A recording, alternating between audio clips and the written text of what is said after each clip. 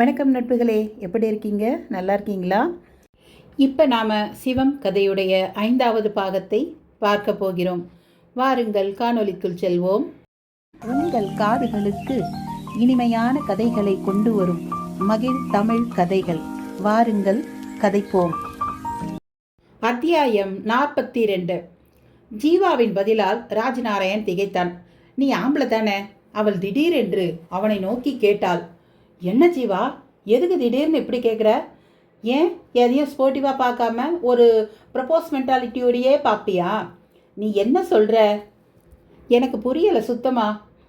என்னை பார்த்து ரொம்ப ஆச்சரியப்படுற, ஊரை விட்டு போயிடவும் ரொம்ப ஆசைப்படுற.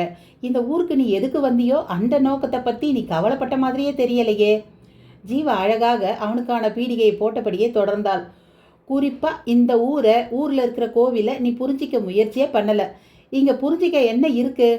எல்லாமே தற்செயல் சம்பவங்கள்னு முடிவே கட்டிட்ட. அவளது கேள்விகள் அவனுக்கு வியப்பான வியப்பை அளித்தன. ஜீவா, நீ என்ன சொல்கிற? மிராக்கிள்னு எல்லாம் சொல்கிற விஷயங்களெல்லாம் நம்புறியா நீ? ஸ்டூபிட் மாதிரி கேள்வி கேட்குறியே. இப்போ என்ன எடுத்துக்கோ. இந்த ஊருக்கு வந்து முழுசாக 24 மணி நேரம் ஆகலை. ஆனால் நான் இங்கே ஒரு மேஜிக்கலான விஷயத்த 2-3 தடவை பார்த்துட்டேன். சாரி, 3 தடவை. மேஜிக்கலான விஷயமா? ஆமாம், இதோ இந்த கழுகு கோபுரத்தில் உட்காந்துட்டுருக்கு பார்த்தியா? சொல்லு. அது ஒரு முறை வயசான ஒரு சாமியார் மாதிரி தெரியுது. இன்ஃபேக்ட் நேற்று நைட்டு கோவிலே அந்த சாமியாரை பார்த்தேன். ஜஸ்ட் இப்போ இங்கே இதோ இந்த கோபுரத்தில் அவர் உட்காந்துக்கிட்டு என்னையே வெறிச்சு பார்த்துட்டு இருக்கிறதையும் பார்த்தேன். ரியலி? ஆமாம், இதை நான் விட போகிறதில்ல. யாரோ மர்மமாக ப்ளே பண்ணுறாங்க. அது என்னன்னு தெரிஞ்சுக்கிட்டே தீரணும். அதுக்காகவும் சேர்ந்து தான் கோயிலுக்கு இன்றைக்கி நைட் போவோங்கிறேன். மொத்தத்தில் சிஐடி வேலை பாருங்கிற, அப்படித்தானே? இல்லைப்பா, நம்மளை டபாய்க்க நினைக்கிற பொய்யோட முகத்திரையே கிழிக்க போகிறோங்கிற. இங்கே தான் நான் வேறுபடுறேன். வெட்டி வேலை ஜீவா இது. நான் இதுக்காக வரல. நீ ஜேர்னலிஸ்ட், இப்படியெல்லாம் இறங்கினா உனக்கு இன்ட்ரெஸ்டிங்காக 4 விஷயங்கள் கிடைக்கலாம். நான் ஒரு சாஃப்ட்வேர் இன்ஜினியர். என் ப்ரொஃபஷனுக்கு இது வகையில் எந்த ஹெல்ப் பண்ணோம் இது? போடா, ஆம்பளையா லட்சணமாக நான் இருக்கேன் ஜீவா.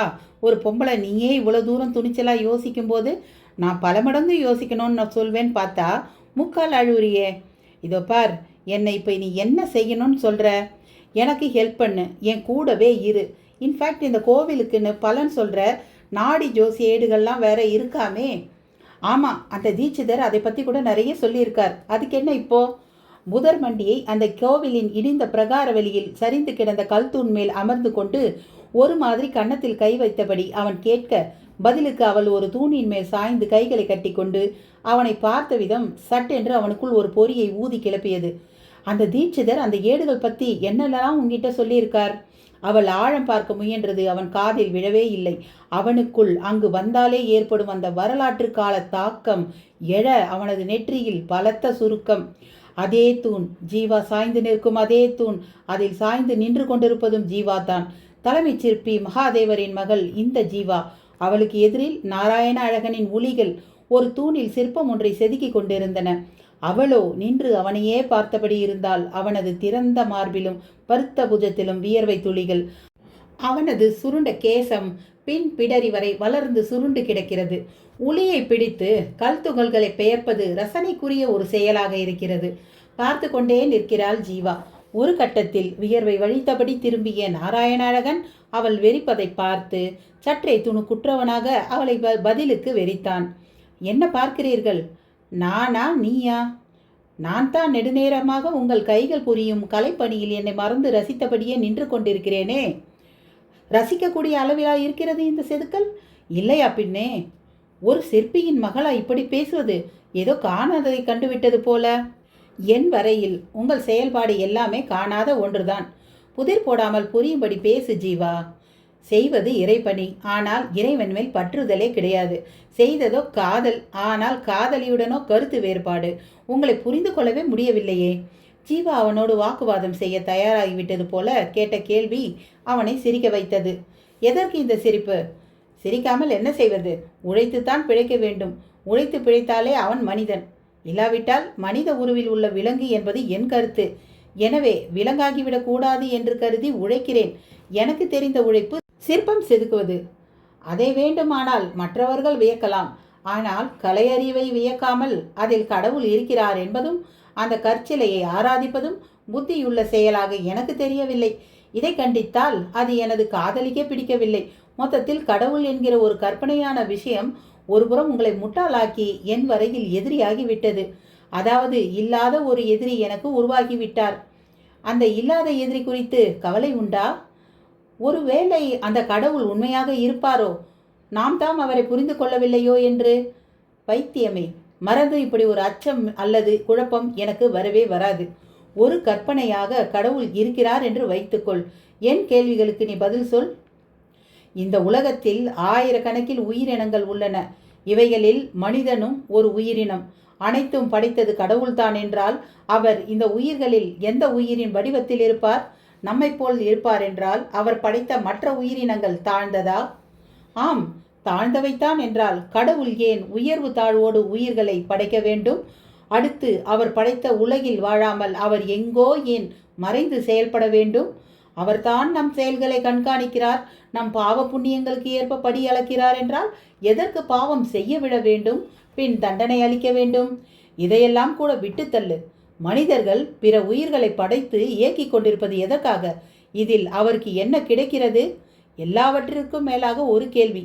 இந்த சிலை என்று ஒன்று இருக்கிறது என்றால் அதை படைத்தவன் ஒருவன் இருந்தே தீர வேண்டும் அல்லவா?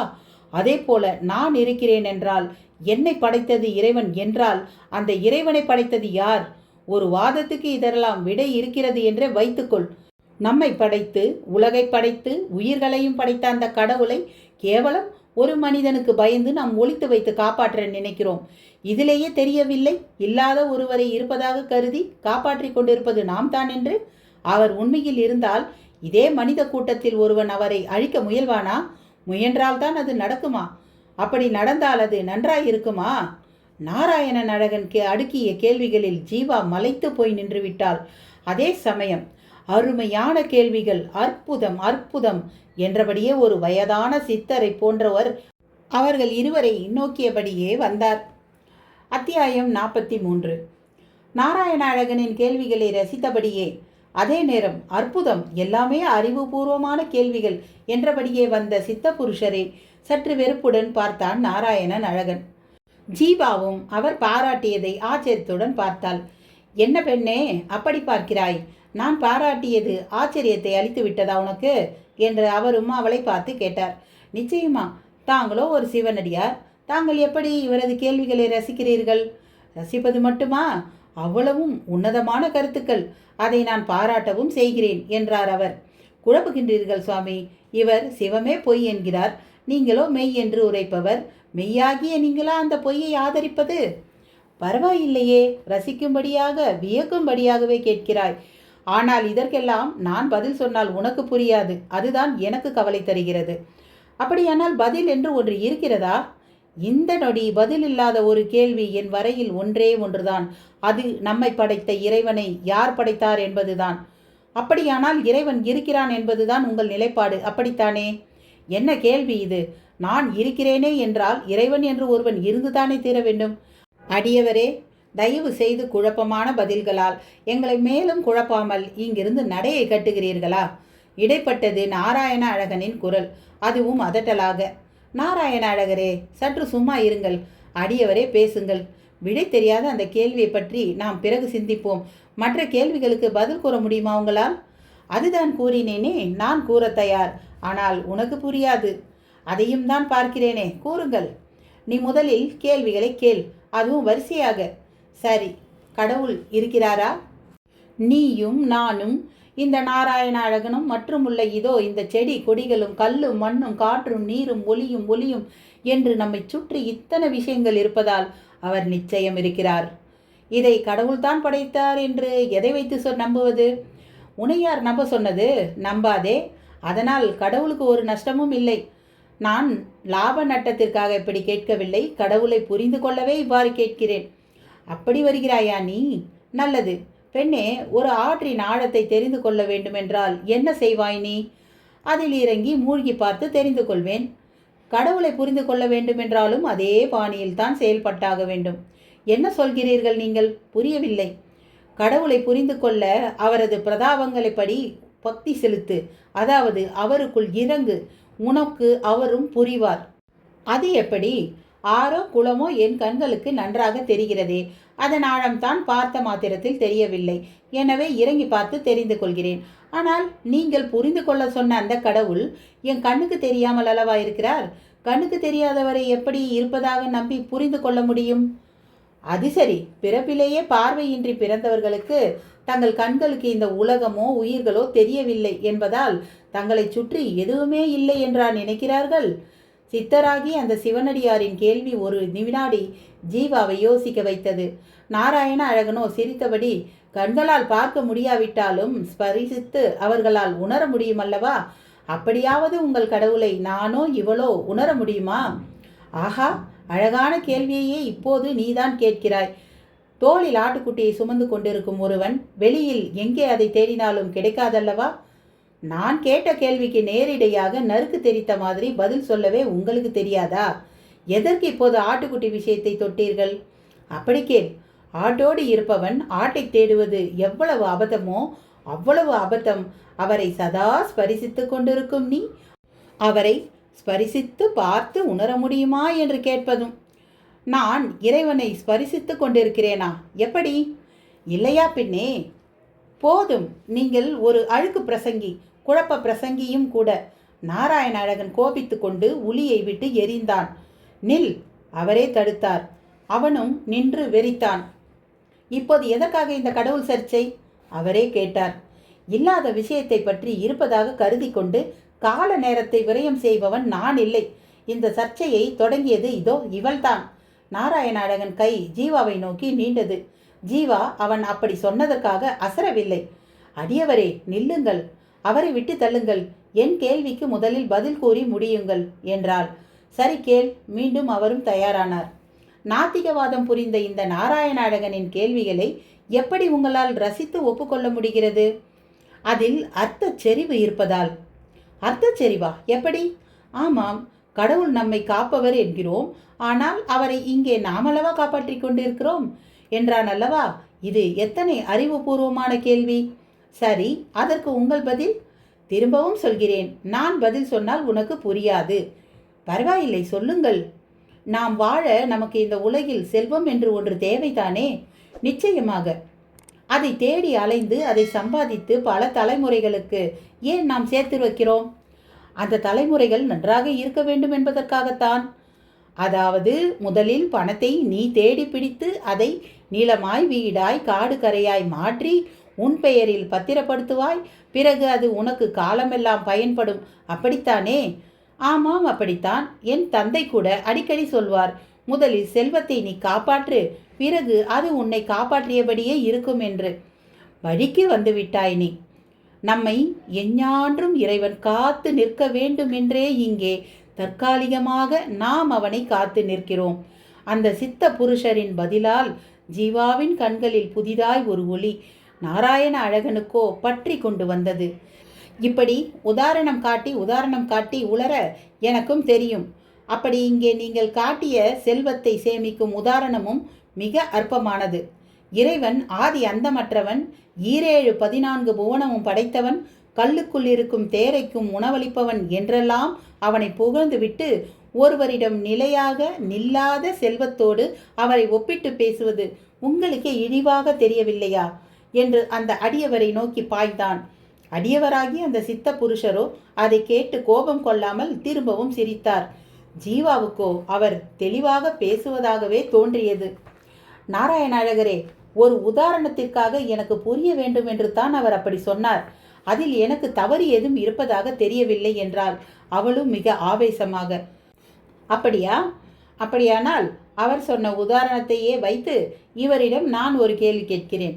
செல்வத்தை நாம் முதலில் காப்பாற்றுவோம், பிறகுதான் அது நம்மை காப்பாற்றுகிறது என்றால் சரி, அதை கண்ணால் பார்க்கிறோம், கருத்தால் உணர்கிறோம், குறிப்பாக அது காப்பாற்றும் என்று நம்புவதாலேயே அதை தேடி சேகரிக்கிறோம். என்னை படைத்த இறைவன் என் கண்ணெதிரில் தெரியட்டும், பிறகு நான் அதை நம்புகிறேன். அது எப்படி வேண்டுமானாலும் தெரியட்டும். புல்லாய் புழுவாய் பூண்டாய், ஏன் இந்த உலகில் நாம் யாருமே கண்டிராத புதிய வடிவாய் அல்லது சப்தமாய், அதுவும் அல்லாது உணர்வாய், அது எப்படி வேண்டுமானாலும் இருக்கட்டும்.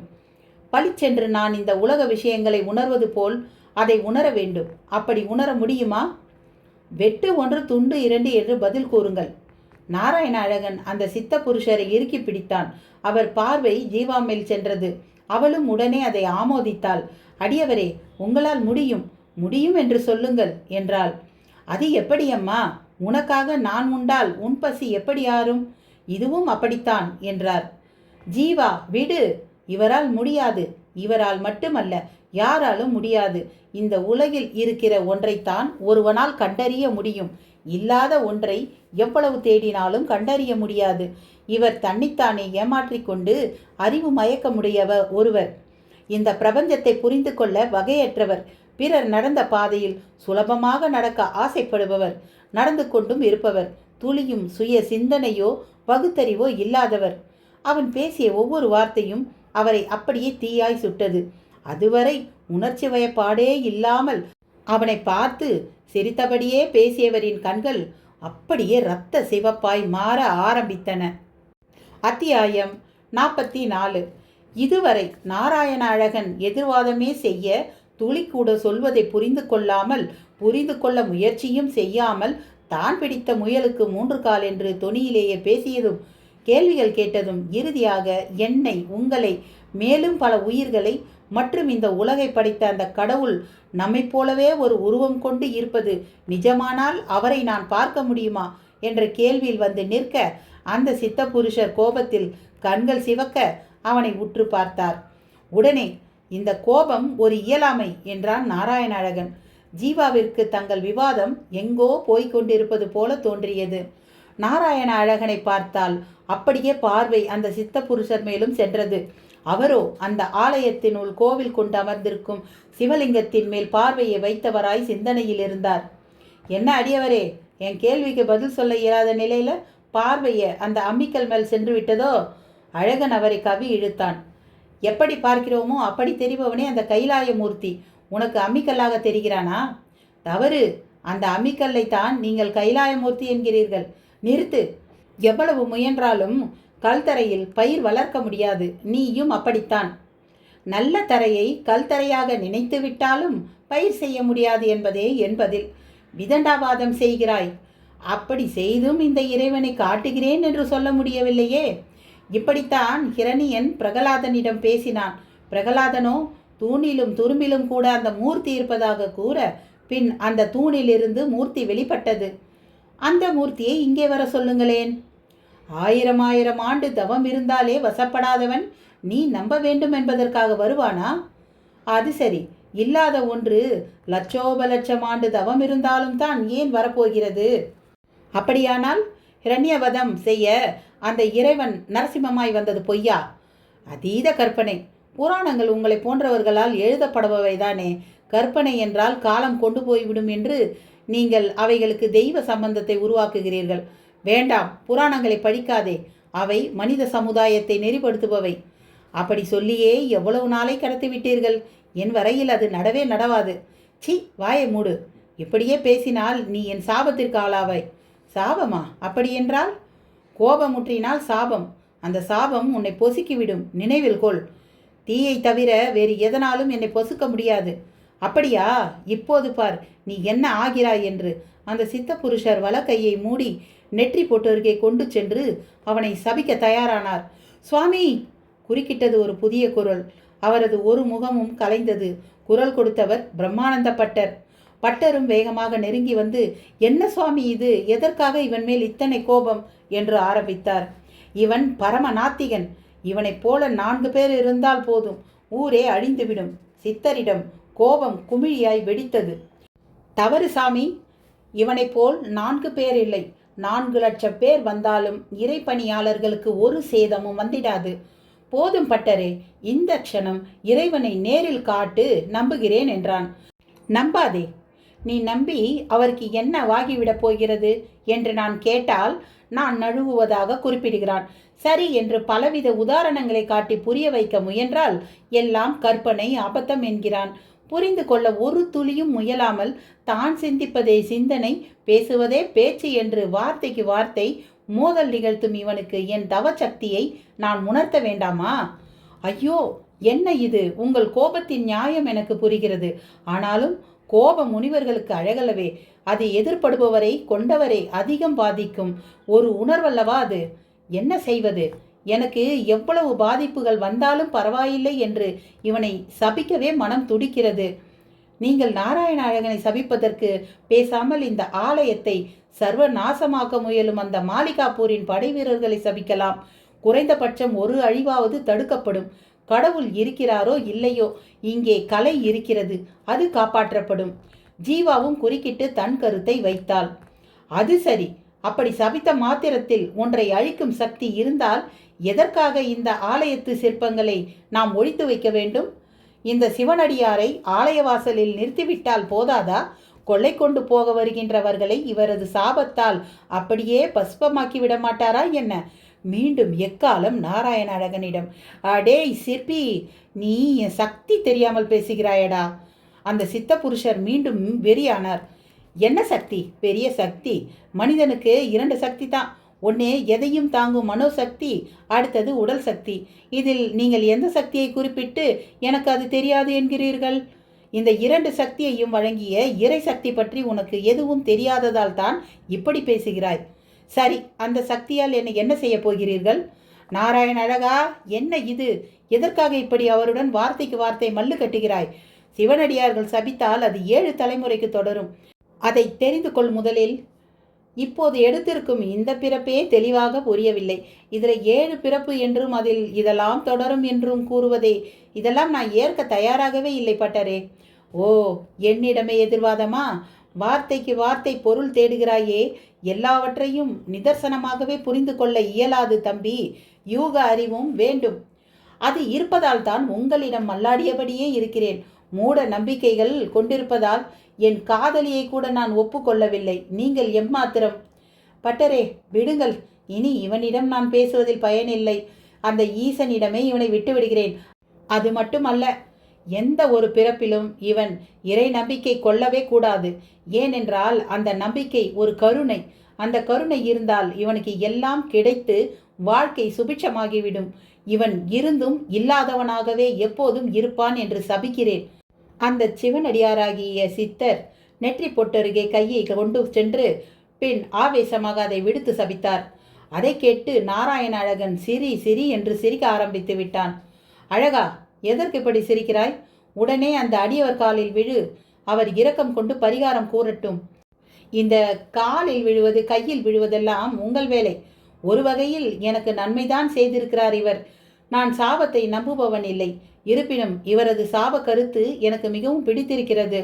நான் எப்போது ஜென்மம் எடுத்தாலும், அதாவது அப்படி ஒன்று உண்மையில் இருந்தால், அதில் நான் இப்போது இருப்பது போலவே பக்தி பூர்வமாக இல்லாமல் புத்தி பூர்வமாக இருக்கத்தானே இவர் சொல்கிறார். தேரைக்கும் உணவளிப்பவன் அந்த ஈசன் என்று கூறும் நீங்கள் இன்றில்லை, நாளை, நாளை இல்லை, மறுநாள், அதுவும் இல்லை, எப்போதாவது தன்னை எனக்கு உணர்த்தட்டும். ஓ, நீங்கள் தான் சபித்து விட்டீர்களே, இனி எங்கே நான் உணரப்போகிறேன்? ஒரு கால் சிவனே நேரில் வந்தாலும் உங்கள் சாபம் காரணமாக நான் அவனை யாரோ என்று தான் நினைப்பேன். அப்படித்தானே? நாராயண அழகனின் சிரிப்பொலி அந்த ஆலயம் முழுக்க எதிரொலித்தது. விஸ்தாரமான சிரிப்பு, எக்கால சிரிப்பு, இடி சிரிப்பு. ராஜ், ஏய் ராஜ், என்னடா ஆச்சு உனக்கு? எதுக்காக இப்படி சிரிக்கிற? கேள்வியோடு அவன் தோலை பற்றினாள் மாடன் ஜீவா. அவனிடமும் மெல்ல சிரிப்பு அடங்கியது. மலங்க மலங்க ஜீவாவை பார்த்தான். என்ன, திரும்ப அந்த பழைய ஞாபகமா? ஜீவா, நீயா? என்ன மேன், ஏதோ ஒரு தமிழ் சினிமாவில் கவுண்டமணி பண்ணுற மாதிரியே பண்ணுறியே. இல்லை ஜீவா, இது வேற. உனக்கு சொன்னால் புரியாது. நான் இப்போ இனி எனக்கு உன்னோட பேச டைம் இல்லைப்பா. எனக்கு என் அசைன்மெண்ட்டு தான் குறி. எப்படா அந்த மரகதலிங்கத்தை வெளியே எடுப்போம்னு இருக்கு எனக்கு.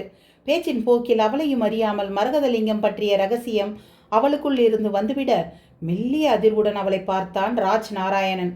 மரகதலிங்கமா? அவன் இதற்கிடையில் ஈனஸ்வரத்தில் கேட்டான். அது மரகதலிங்கம்னா? அப்படியா? மரகதலிங்கம்னா நான் சொன்னேன் பாரு, உன் கூட சேர்ந்து நானும் உளறேன் பாரு. ஜீவா சமாளிக்க பார்த்தாள். அப்போது இருவரையும் தன் பக்கம் இழுப்பது போல் ஓம் என்கிற உச்சாடன சப்தம் சற்று பலமாகவே அவர்கள் காதில் வந்து மோதியது. ராஜ் நாராயணை விட ஜீவாவிடம் தான் அதிக கூர்மை. அத்தியாயம் 45. ராஜநாராயணும் ஜீவாவும் கூர்மையாகினர். ஓம் என்கிற சப்தம் எங்கிருந்து வருகிறது என்ற கேள்வியோடு அந்த ஆலயத்தை சுற்றி வர தொடங்கினர். சப்தம் கருவறையில் இருந்து தான் வருவது போல தோன்றியது. ஆனால் கருவறையில் ஒரு சிவலிங்கம் மட்டுமே இருந்து அவர்களுக்கு ஏமாற்றத்தை அளித்தது. ஜீவா நொடியில் அது ஏதாவது ஸ்டீரியோ ரெக்கார்ட் பிளேயரின் வேலையாக இருக்குமோ என்று தான் நினைத்தாள். சட்டென்று அந்த சப்தம் நின்றது. நிசப்தம். ஜீவா, கேட்டியா கேட்டியா? ராஜ் நாராயண் பரபரத்தான். கேட்டேன் ராஜ். இங்கே எங்கேயோ ஸ்டீரியோ ரெக்கார்டு இருக்கலாம்னு நினைக்கிறேன். ரெக்கார்டர் வாய்ஸா அது?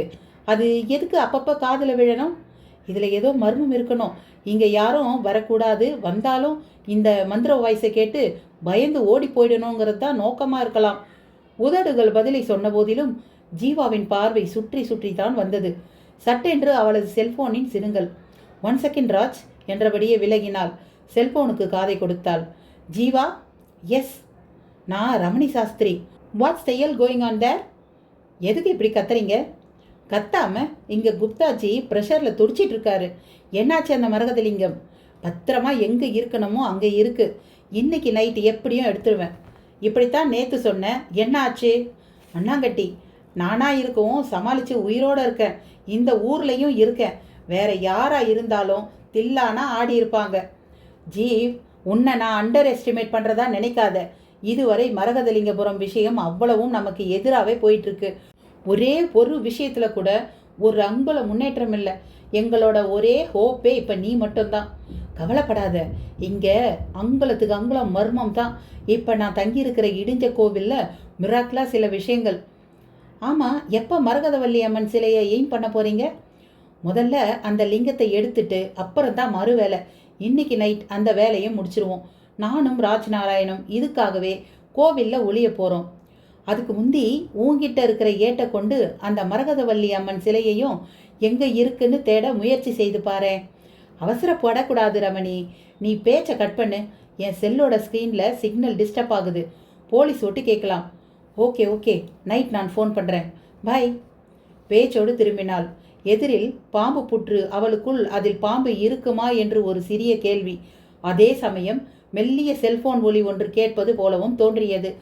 ராஜ் நாராயணும் தன் ஜிட்டு தலைமுடியை ரப்பர் பேண்டால் கட்டியபடியே, எங்கேயோ செல்போன் ஒன்று முணுமுணுக்கிற மாதிரியே இருக்குல்ல? எங்கேயோ இல்லை, இங்கே தான், இந்த புத்துக்குள்ளே தான் இருக்கணும். ஓ, மேபி. எங்கே நகரு என்றபடி அருகே சென்றவன் அப்படியே சென்ற வேகத்தில் பின்வாங்கினான். என்ன? இங்கே இங்கே தான் அந்த 5X குரூப்பை சேர்ந்த ஒரு பிச்சைக்கார வேஷம் போட்டவன் பாம்பு கடிப்பட்டு செத்து கிடந்தான். ஜாக்கிரதையாக இருக்கணும். ஸ்டூபிட் மாதிரி பேசாத, நகரு.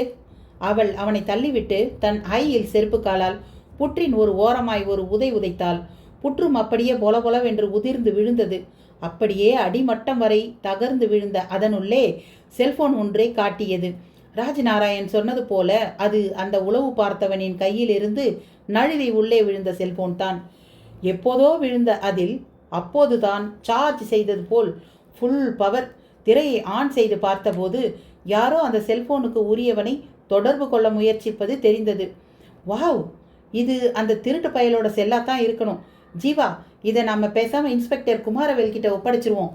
என்ன? ஜீவாவுக்கு அவன் கேள்வி அந்த நொடி சரியாகத்தான் பட்டது. தன்மேல் சந்தேக பார்வையில் இருக்கும் குமாரவேலுக்கு இது நம்பிக்கையை தரும். இன்று கோவிலுக்குள் ஊடுருவவும் இது சுலபமாகிவிடும் அல்லவா? Right Raj, come on. இப்பவே போய் இந்த செல்போனை ஹேண்ட் ஓவர் பண்ணுவோம் என்றபடி வேகமாக முன்னால் நடந்தாள். அதே நேரம் அவர்களுக்கு பின்னால் உள்ள 5 அடி அகல பிரகார பாதையில் யாரோ ஒருவர் நொடியில் கடந்து மறைந்தது போல இருந்தது. ஜீவாவுக்குள் அது போலீஸின் கண்காணிப்பாகத்தான் இருக்குமோ என்று தோன்றியது. சோகமாயிருந்தாள் பாரதி. கை நிறைய மருதாணி வைத்து கொண்டு வந்து அவளை பார்த்த சந்திரிகாவுக்கு சிரிப்புத்தான் வந்தது. எதுக்கடி சிரிக்கிற? சிரிக்காம கை கேட்டியும் உனக்கு வாய்க்கு எட்டல. எவ்வளோ ஒருத்தி வந்து அம்மாஞ்சியை தள்ளிண்டு போயிட்டால. வாயை மூடுடி. எவ வந்தா எனக்கு என்ன? பொய் கோபத்தை காட்டினாள் பாரதி. பார்த்து கொண்டே இருந்த பட்டருக்கும் ஒரு மாதிரி தான் இருந்தது. நேராக அன்னபூரணியிடம் சென்றவர், அவன் நம்ம மானத்தை வாங்காம இந்த ஊரை விட்டு போக போறதில்ல போல இருக்கு என்றார். எதுக்கு இப்படியெல்லாம் பேசுறேள் என்று அவளும் அழுத்து கொண்டாள். அப்போது தீட்சிதரும் உள்ளே நுழைந்து கொண்டிருந்தார். அதிசயமாய் சிகப்பு பட்டு அங்கவஸ்திரம் தரித்திருந்தார். என்னன்னா? என்னது அங்கவஸ்திரம்லாம் தர்பாரா? காரணமாத்தான் வைத்தியநாதா. ஆமாம், கோயிலுக்கு கிளம்பலையா? இதோ வா, நானும் உன் கூட வரேன். தினம்தான் வரேன். ஆனால் இன்னைக்கு என்ன விசேஷம்? வா, ஏன் சொல்கிறேன். தீட்சிதர் அழைத்த விதத்தில் ஏதோ ஒரு ரகசியம் அது. அத்தியாயம் 46. தீட்சிதர் பட்டரை கோவிலுக்குள் அழைக்கும் தொனியையும் விதத்தையும் பார்த்தபோது கோவிலில் ஏதோ ரசமான ஒரு சம்பவம் நடக்கப் போகிறது என்று தான் பாரதிக்கு தோன்றியது. பட்டரும் மறுபேச்சு பேசாமல் தீட்சிதருடன் புறப்பட்டார். இருவரும் சாலைக்கு வந்து விட்டனர். எதிரில் இன்ஸ்பெக்டர் குமாரவேல் வந்து கொண்டிருந்தார். இருவரையும் பார்த்து தேங்கி நின்றார். என்ன சார், எங்க இந்த பக்கம்? உங்களை பார்க்கத்தான். ஆமா, என்ன இது ராஜகோலம்? எப்பவும் பட்டு உடுத்தின்ற நிலையில சுவாமியை வழிபட்டா அது ரொம்ப விசேஷம் சார். அப்படி ஒன்று இருக்கா? ஆமா, இன்னைக்கு ஜென்ம நட்சத்திரம். அதனால தான் இந்த சிகப்பு பட்டாடை உடுத்திட்டு இருக்கேன். அது மட்டும் அல்ல, ஜாதக ரீதியாக இன்னைக்கு எனக்கு உடம்பு சிகப்பாகணும். புரியலையா? புரியல. உங்க விஷயம் எதுதான் புரிஞ்சிருக்கு? இது புரிய? அதுவும் வாஸ்தவம்தான். இது ஒரு எச்சரிக்கை. கிரகங்களால காயப்பட்டு சிகப்பாறதை விட முந்திண்டு நாமளே சிகப்பாயிட்டா அதோட தாக்குதல்ல இருந்து தப்பிச்சுக்கலாம் இல்லையா? ஓ, ஜாதகப்படி உங்களுக்கு இன்னைக்கு ஒரு ஆக்சிடென்ட் இருக்காக்கும். கரெக்ட், அதே தான். இப்படி சிகப்பு பட்டு உடுத்திட்டா அது எப்படி நடக்காம போகும்? அங்கே தான் சூட்சமாக இருக்கு. உங்ககிட்ட 10 ரூபா கடன் வாங்கிட்டேன்னா அந்த பணத்தை திருப்பி கொடுக்க முடியாத நிலையில் என்கிட்ட இருக்கிற ஒரு பேனாவை கொடுத்து நேர் பண்ணிக்கிற மாதிரின்னு வச்சுக்கோங்களேன். குழப்பறீங்களே. சரி விடுங்க, நீங்கள் வந்த விஷயத்த சொல்லுங்க. ரொம்ப முக்கியமான விஷயம். அந்த 5X குரூப் ரொம்ப ஸ்ட்ராங்காக இந்த ஊரில் டேரா போட்டிருக்காங்களாம். தகவல் வந்திருக்கு. வடக்கு வாரணாசியிலேருந்து நிறைய டெலிஃபோன் கால்ஸ் இங்கே பாஸ் ஆகியிருக்கு. இன்ஃபேக்ட் யாரோட யார் பேசிக்கிறாங்கங்கிறது கூட சீக்கிரம் தெரிஞ்சிடும். சரி, இதையெல்லாம் என்கிட்ட ஏன் சொல்கிறேள்? எச்சரிக்கையாக இருக்கத்தான். இப்போ என்னமோ இல்லாத மாதிரி நான் பேசுகிறேள். அதான் 24 மணி நேரத்துக்கும் போலீஸாரோடையே என்ன சுவாமி இருக்கார். இந்த காவல்லாம் அவங்களுக்கு சொண்டக்கா சாமி.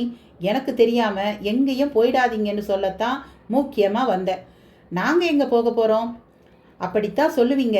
கடைசியில் வயக்காட்டில் ஒரு வேலை இருக்குது, அந்த பக்கமாக போனேன், அப்போ அவன் கடத்திட்டு போயிட்டான்னு எங்களுக்கு தகவல் வரும். ஓ, எங்களை கடத்த கூட செய்வாளா? உங்களை கடத்தினா தானே அவங்க காரியம் சுலபமாக முடியும். அட கொடுமையே. கொடுமைத்தான். ஆமாம், உங்கள் உடம்பு இன்னைக்கு சிகப்பாகனு உங்களால் கண்டுபிடிக்க முடியும். கோவிலுக்கு என்ன ஆகும்னு கண்டுபிடிக்க முடியாதா? ஏன் முடியாது? ஆனால் எதுவும் ஆகாதுங்கிறதான் ஏன் நம்பிக்கை. நம்பிக்கை எல்லாருக்கும் இருக்குது. ஆனால் உங்களை மாதிரி நபர்கள் துல்லியமாக அது எப்படின்னு சொல்லணும். நீங்கள் இப்படி வளைச்சி வளைச்சி பேசுகிறத பார்த்தா ஏதோ பெருசாக நடக்க போகிற மாதிரி நீங்கள் நினச்சிக்கிறீங்கன்னு எனக்கு தெரியறது. குமாரவேல் பதிலுக்கு ஒரு சிரிப்பு மட்டும் சிரித்தார். பேசிக்கொண்டே வந்ததில் கோவில் வாசலும் வந்து விட்டது. அங்கே காவலுக்கு நின்றபடி இருந்த போலீஸ்காரர் விரைப்பாக ஒரு சல்யூட் அடித்தார். பட்டரும் தீட்சிதரும் அதற்கு பெருமையாக இருந்தது. அப்போ நாங்கள் உள்ளே போகிறோம். தீட்சிதர் குமாரவேலிடம் உத்தரவு வாங்கி கொண்டார். நல்லது சாமி. குமாரவேலும் அவர்களை அனுப்பிவிட்டு கை கடிகாரத்தை பார்த்தார். மணி 5 கடந்திருந்தது. அவருக்குள் ஒரு அரிப்பு. அந்த இடிந்த கோவிலுக்குள் ராஜநாராயணும் ஜீவாவும் எப்படி தங்கி இருக்கிறார்கள், என்ன செய்து கொண்டிருக்கிறார்கள் என்று பார்க்க வேண்டும் போல் தோன்றியது. அதற்குள் அவர்களை கண்காணிக்க நியமிக்கப்பட்ட அந்த உளவு போலீஸ்காரர் மாணிக்கம் என்பவரே அவரை நோக்கி வந்தபடி இருந்தார். நெருங்கியவர் ஒரு சல்யூட்டை பலமாக வைத்தார். என்ன மாணிக்கம், எப்படி போயிட்டு இருக்கு? குமாரவேலின் கேள்விக்கு காதோரமாக பதிலுக்கு பிசுபிசுத்தார் மாணிக்கம். குமாரவேலின் முகத்தில் பலத்த அதிர்வலைகள். சன்னதியில் தீட்சிதர் பெயரில் அர்ச்சனை ஆரம்பமாகி இருந்தது. நல்ல வாசனை குங்குமத்தை சிட்டிகை சிட்டிகையாய் எடுத்து மரகதவல்லி அம்மாள் திருவடிகளில் சிந்திக் கொண்டிருந்தார் பட்டர். தீட்சிதர் கை கூப்பியபடி நின்றிருந்தார். நெக்குருகி போயிருந்தது கண்கள். சன்னதியில் பெரிதாக கூட்டமில்லை. பக்கவாட்டில் அபிஷேக தண்ணீர் ஓடும் சிறிய கால்வாய். அதனில் எலி ஒன்று அவ்வப்பொழுது ஓடியபடி இருந்தது. தீட்சிதர் கவனம் அதனால் அவ்வப்போது சிதறினாலும் அம்பாளின் திருவடியில் மனதை பதித்து கொண்டு மனசுக்குள் பிரார்த்தனையிலேயே இருந்தார். எப்பொழுதும் இல்லாத கூர்ந்த கவனம். அமைதியான சூழலில் பட்டரின் அர்ச்சனை குரல் எதிரொலித்தபடியே இருந்தது. கூர்ந்து பார்த்தபடியே இருந்தார். குறிப்பாக அம்பிகையின் திருவடி மேல் பிரதான கவனம் இருந்தது. அவர் பார்த்து கொண்டிருக்கும் போதே அர்ச்சனை குங்குமத்தை வழித்து அதை ஒரு கிண்ணத்தில் போட்டு தீட்சிதருக்கு வழங்குவதற்காக வெளியில் வந்தார் பட்டர். தீட்சிதரும் பயபக்தியோடு இட்டுக்கொண்டு பின்பு அவர் கொடுத்த பிரசாத மாலையை வாங்கும்போது அந்த எலி திரும்பி ஓடியது. எலி தொல்லை அதிகமாக இருக்கே, என்ன பண்ணுறது? பொறி வச்சு தான் பிடிக்கணும். தர்மகர்த்தா இருந்தவரை விஷம் வைக்கலான்னார். ஆனால் கோவிலில் விஷம் கூடாதுன்னுட்டேன். பொறி வச்சு பிடிச்சி வெளியே கொண்டு போய் விட்டுறதானே என்ன நல்லது. ஆமாம், தீட்சிதர் ஆமோதிக்கும் போது காலில் ஏதோ கொழ கொழவென்று வழுக்கியது. குனிந்து பார்ப்பதற்குள் சறுக்கிவிட்டதில் தட்டு தடுமாறி கீழே விட போனவர் டம் என்று ஒரு கல் தூணில் மோதிக்கொள்ள அதுதான் சாக்கு என்று ரத்தம் பீரிடத் தொடங்கியது. சிகப்பு வஸ்திரம் கொட்டும் ரத்தத்தை அப்படியே நனைய நனைய வாங்கி கொண்டது. அவரது ஜாதக கணிப்பு பலித்து விட்டது. பட்டர் பதறிப்போய் கட்டுப்போட முயலும் போது திறந்து கிடந்த அம்பாள் சன்னதிக்குள் சரேல் என்று ஒரு உருவம் நுழைந்தது. அம்பாளுக்கு பின்னால் போய் மறைந்து நின்று கொண்டது. அத்தியாயம் 47. மரகதவல்லியம்மன் சன்னதிக்குள் சென்ற அந்த உருவம் பற்றி பட்டரோ தீட்சிதரோ உணர்ந்த மாதிரியே தெரியவில்லை. அந்த பெண் உருவம் அவ்வளவு சாமர்த்தியமாக உள்ளே நுழைந்து கொண்டது. பட்டரோ அடிபட்டு இரத்த சகதியில் குளிக்க ஆரம்பித்திருந்த தீட்சிதருக்கு உதவ வேண்டும் என்பதிலேயே குறியாக இருந்தார். என்னன்னா இது, சிவப்பு பட்டு உடுத்திண்டா ஆபத்து இல்லைன்னே, அப்படியும் இப்படி அடிபட்டுடுத்த என்று வருத்தப்பட்ட பட்டர் கைத்தாங்கலாய் தீட்சிதரை அழைத்து கொண்டு அங்கிருந்து புறப்பட்டார். பட்டருடன் தீட்சிதர் சேர்ந்து நடக்கும்போது திரும்பி ஒரு பார்வை அம்பாளை பார்த்தார். எங்க அண்ணா பார்வை, வேகமா நடங்கோ என்றார் பட்டர். அடிபட்ட இடத்திலிருந்து கொட்டிய ரத்தம் சொட்டு சொட்டாய் பிரகார வெளியில் சிந்த ஆரம்பித்தது. ஐயோ ரத்தம், இப்படி கோவில்ல படுறதே, இது நல்லதில்லையே என்று பட்டர் திரும்ப அதற்காக ஒரு முறை புலம்பினார். நல்லதும் கெட்டதும் நம்ம கையிலேயே இருக்கு வைத்தியே, பதற்றப்படாம வா, எது நடக்கணுமோ அது நடக்க ஆரம்பிச்செடுத்து, இனி எல்லாம் ஒரு முடிவுக்கு வந்துடும் என்றார் தீட்சிதர். என்னன்னா சொல்றேன், இன்னைக்கு உங்க பேச்சே ரெண்டு அர்த்தமானா இருக்கு. ஒண்ணுமில்ல, நீ நட. ஆமா, சன்னதியில யாரும் நிறுத்தலையா? சுவாமி சன்னதியில சுந்தரேசன் இருக்கான், அவனை தான் பார்த்துக்க சொல்லணும். இருவரும் வெளிப்பிரகாரத்திற்கு வந்தனர். தரிசிக்க வந்திருந்த சில பக்தர்கள் தீட்சிதரை இரத்த வெள்ளத்தில் பார்த்துவிட்டு பதைத்தனர். ஐயோ சாமி, என்ன இது? ஒண்ணுமில்ல, வழிக்கு விழுந்ததுல தலையில அடிபட்டுடுத்தோ, அவ்வளவுதான். நல்ல வேலை, நாங்க என்னவோ ஏதோன்னு பயந்துட்டோம். தீட்சிதர் அந்த நிலையிலும் சிரித்தார். இதற்குள் யார் சொன்னார்களோ இன்ஸ்பெக்டர் குமாரவேல் வேகமாக எதிரில் வந்தார். என்ன சாமி, என்ன ஆயிடுச்சு? வழிக்கு விட்டு தலையில அடிபட்டுடுத்து. பொய் சொல்லாதீங்க, யாராவது உங்ககிட்ட தப்பா நடந்துக்க பார்த்தாளா? அடக்கடவுளே, இங்க யார் வந்து என்ன கஷ்டப்படுத்த போறா? அப்ப உங்க ஜோசியப்படி ஆயிடுச்சுன்னு சொல்லுங்க. அதான் உண்மை. செவ்வாய் சனி உக்கிரமா பார்த்துக்க கூடாது. பார்த்துண்டா இப்படித்தான். விளக்கம் அப்புறம், முதல்ல வாங்க டாக்டர் கிட்ட போகலாம். நான் பார்த்துக்கிறேன், நீங்க கஷ்டப்பட வேணாம். இதுல என்ன கஷ்டம் சாமி, வாங்கண்ணா. தீட்சிதரை குமாரவேல் தன் பொறுப்பில் அழைத்து கொள்ள பட்டர் கோவில் கடமை இருப்பதால் வேறு வழியின்றி அனுப்பி வைத்தார். கை கடிகாரத்தை பார்த்தார். மணி 7 தொடங்கியிருந்தது. 9 மணிக்குள் நடையை சாத்த வேண்டும். அதற்கு முன் பள்ளியறை பூஜை இருக்கிறது. அதற்கான முஸ்தீபுகளில் இறங்க ஆரம்பித்தார். டிவியில் ஒரு மெகா சீரியல் ஓடிக்கொண்டிருந்தது. கதாநாயகன் கிட்டத்தட்ட ராஜ்நாராயண் சாயலில் இருந்தான். கதாநாயகியும் பாரதி போலவே இருந்தார். நீ இல்லைன்னா நான் செத்துட மாட்டேன், உன் எதிர்க்கவே வாழ்ந்து காட்டுறேன் பாரு என்று அவன் சவால் விட்டுவிட்டு எங்கோ புறப்பட்டான். கதாநாயகி கண்களில் ஜலம். நீ எல்லாம் பொண்ணே இல்லை. ஒரு பொண்ணுங்கிறவ கல்லோ மண்ணோ ஒருத்தனை நினைச்சிட்டா மாத்திக்க மாட்டா.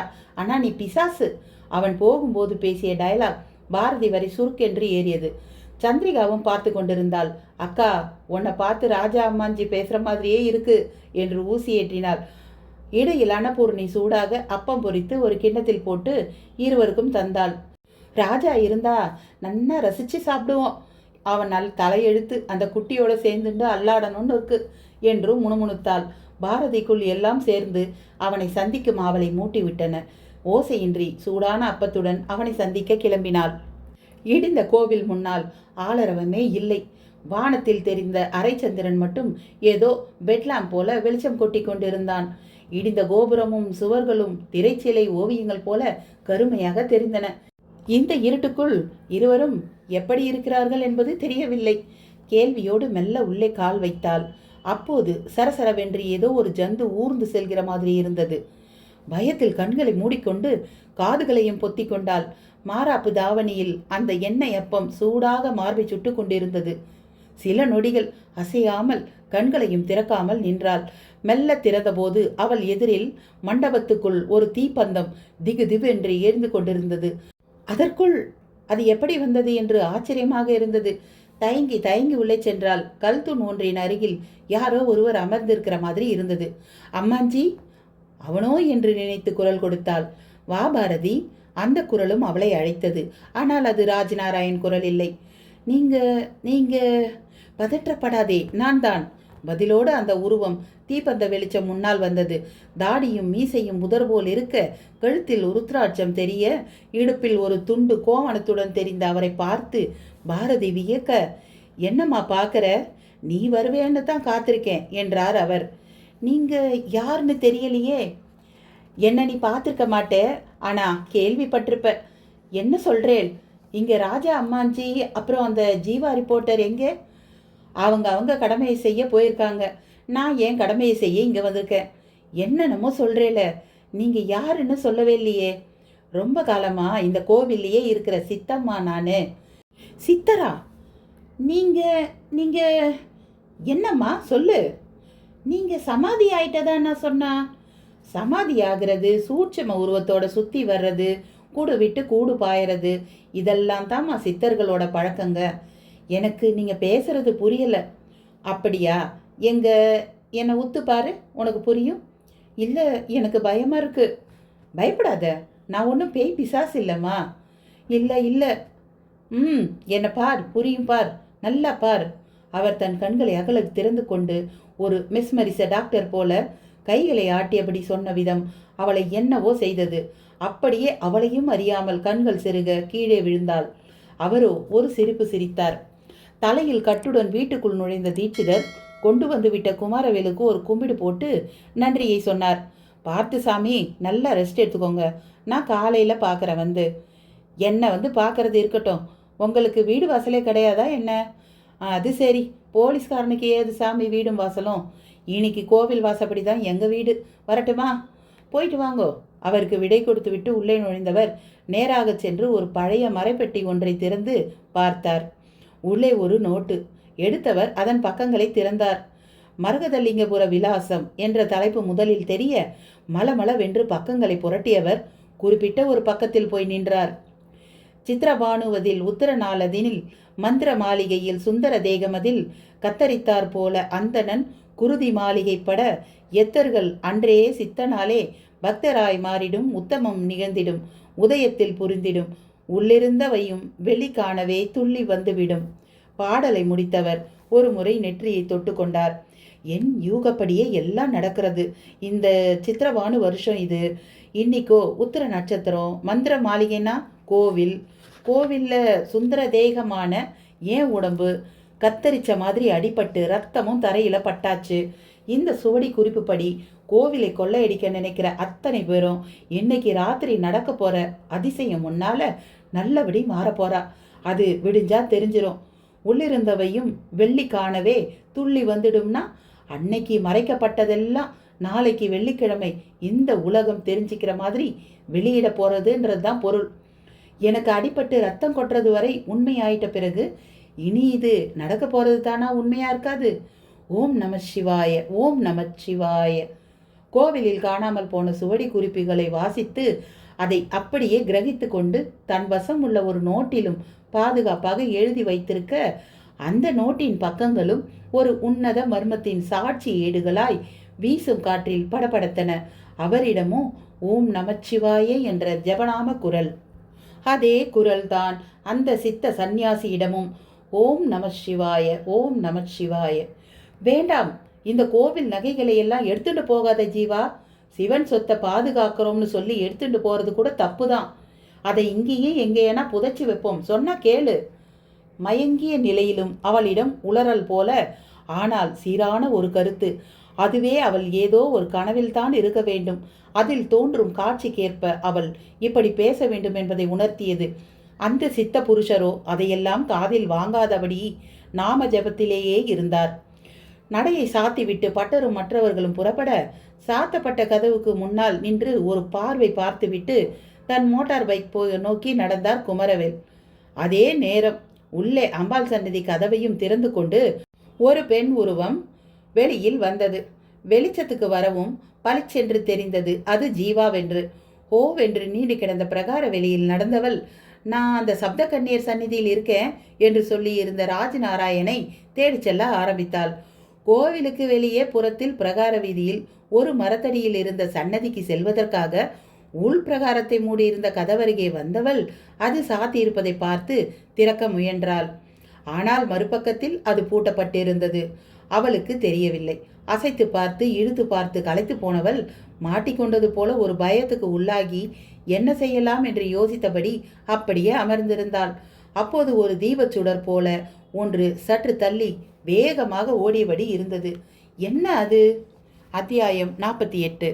சிறிய ஒளிப்பிழம்போடு ஓடிய ஒன்றை பார்த்து அதிர்ந்து போன ஜீவா அதை முழுமையாக பார்க்க எண்ணி தொங்கிக் கொண்டிருந்த ஜோல்னா பையிலிருந்து டார்ச்சை எடுத்தாள்.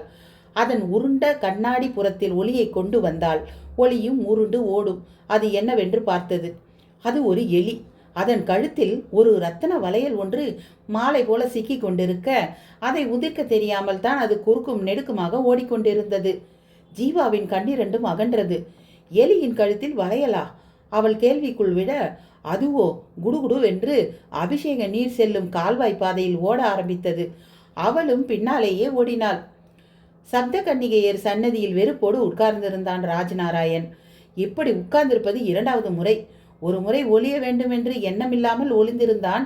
இப்பொழுது அப்படி ஒரு எண்ணத்தோடு.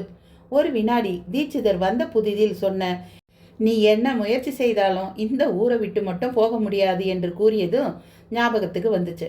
மனிதர் எந்த வேலையில் சொன்னாரோ ஒரே ஒரு அடி கூட எடுத்து வைக்க முடியவில்லை. அட, ஊரை விட்டு தான் போக முடியல, கோவிலை விட்டாவது விலகி இருக்கலாம் என்றால் அதுவும் முடிகிறதா? திரும்ப திரும்ப திருடனை போலவே செயல்பட வேண்டியிருக்கிறது. முன்பு பாரதி, இப்பொழுது ஜீவா. அவள் காதலால் உள்ளே இழுத்து வந்தாள். இவளோ அது இது என்று இழுத்து வந்து விட்டாள். அப்படி சொன்னவள் இன்னும் வராதது எரிச்சலை மூட்டியது. எங்கே என்ன செய்து கொண்டிருக்கிறாளோ? கேள்வியோடு எண்ணெய் முழுக்கு போன்ற அந்த சப்த கன்னியர்களின் சிலை உருவத்தை பார்த்தான்.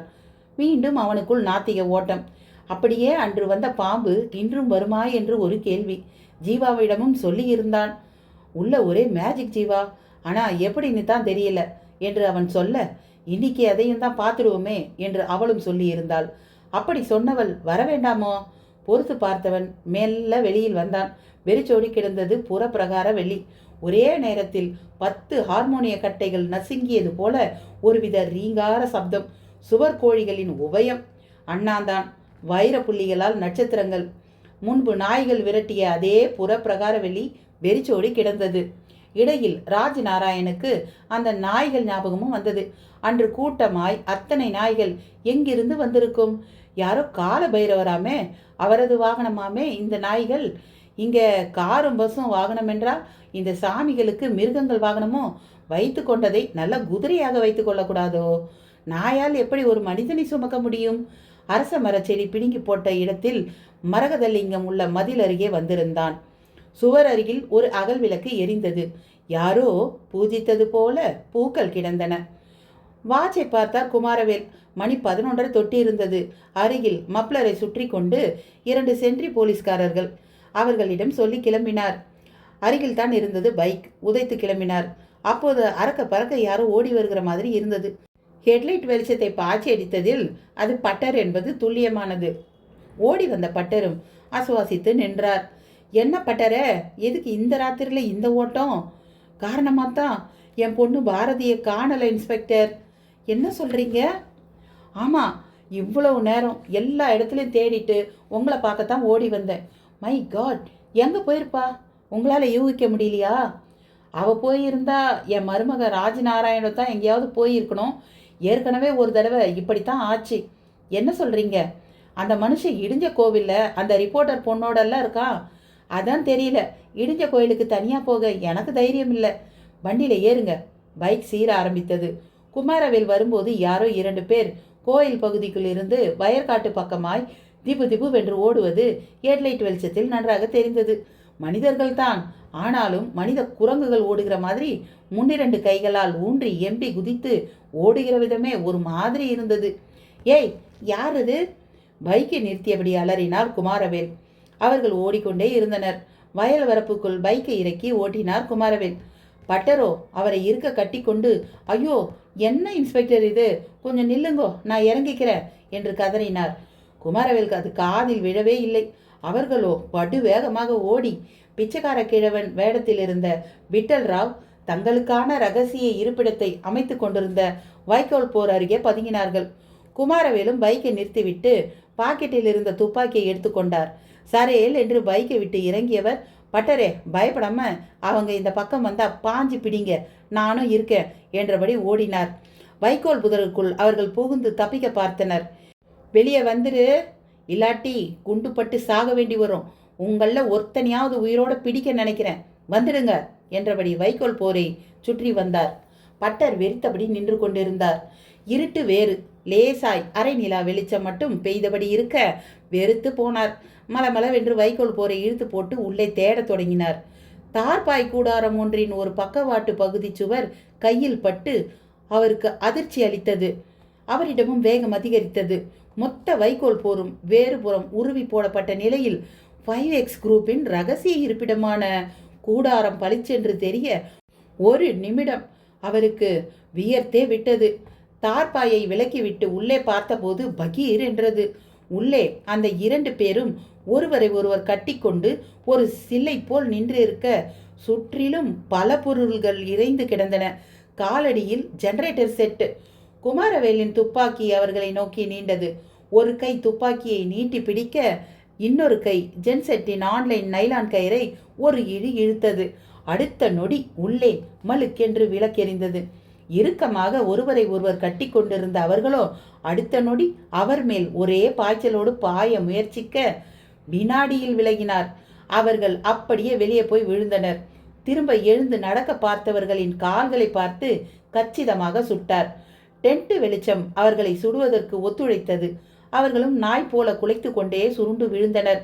பார்த்து கொண்டு நின்ற பட்டருக்கோ சப்த நாடியும் ஒடுங்கிவிட்டது. அருகில் சென்று அவர்களை பார்த்த குமாரவேல் முகத்தில் அதிர்ச்சி.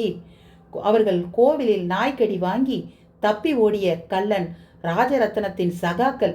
இருவரும் காலை இழுத்து கொண்டு அடிப்பட்ட நாய் போலவே முனகினார்கள். பட்டரே, இவர்களை தெரியுதா உங்களுக்கு? தெரியறது. கோவில்ல திருட வந்த பசங்கன்னா இவங்க. அவங்களே தான். இங்கேயே இருங்க, ஓட பார்த்தா இந்தாங்க துப்பாக்கி, காலையே சுடுங்க என்று துப்பாக்கியை பட்டர் கையில் திணித்தவர் ஜென் செட்டால் வெளிச்சமயமாகி கிடக்கும் டென்ட்டுக்குள் நுழைந்தார்.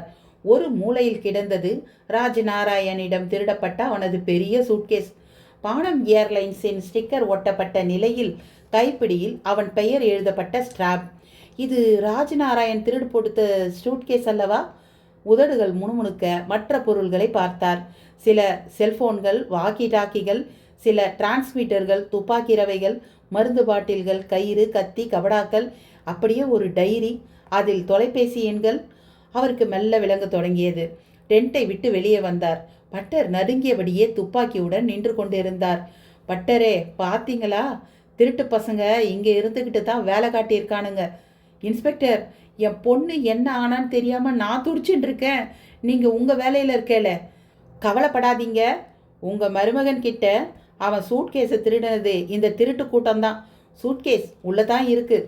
என் பொண்ணு இடிஞ்ச கோயிலில் போய் பார்ப்போம். அதுக்கு முந்தி என் டிபார்ட்மெண்ட் ஆளுங்களுக்கு நான் தகவல் தந்து அவங்கள இங்கே ஒரு குரூப்பாக வர சொல்லணும்.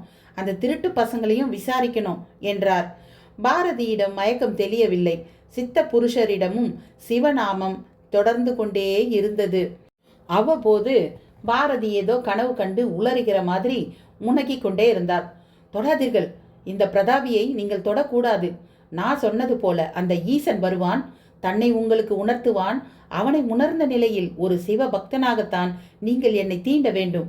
தெளிவான அவனது முலகல் அந்த சித்த புருஷரை சற்றே நாம ஜபத்தை விட்டு அவளை பார்க்க வைத்தது.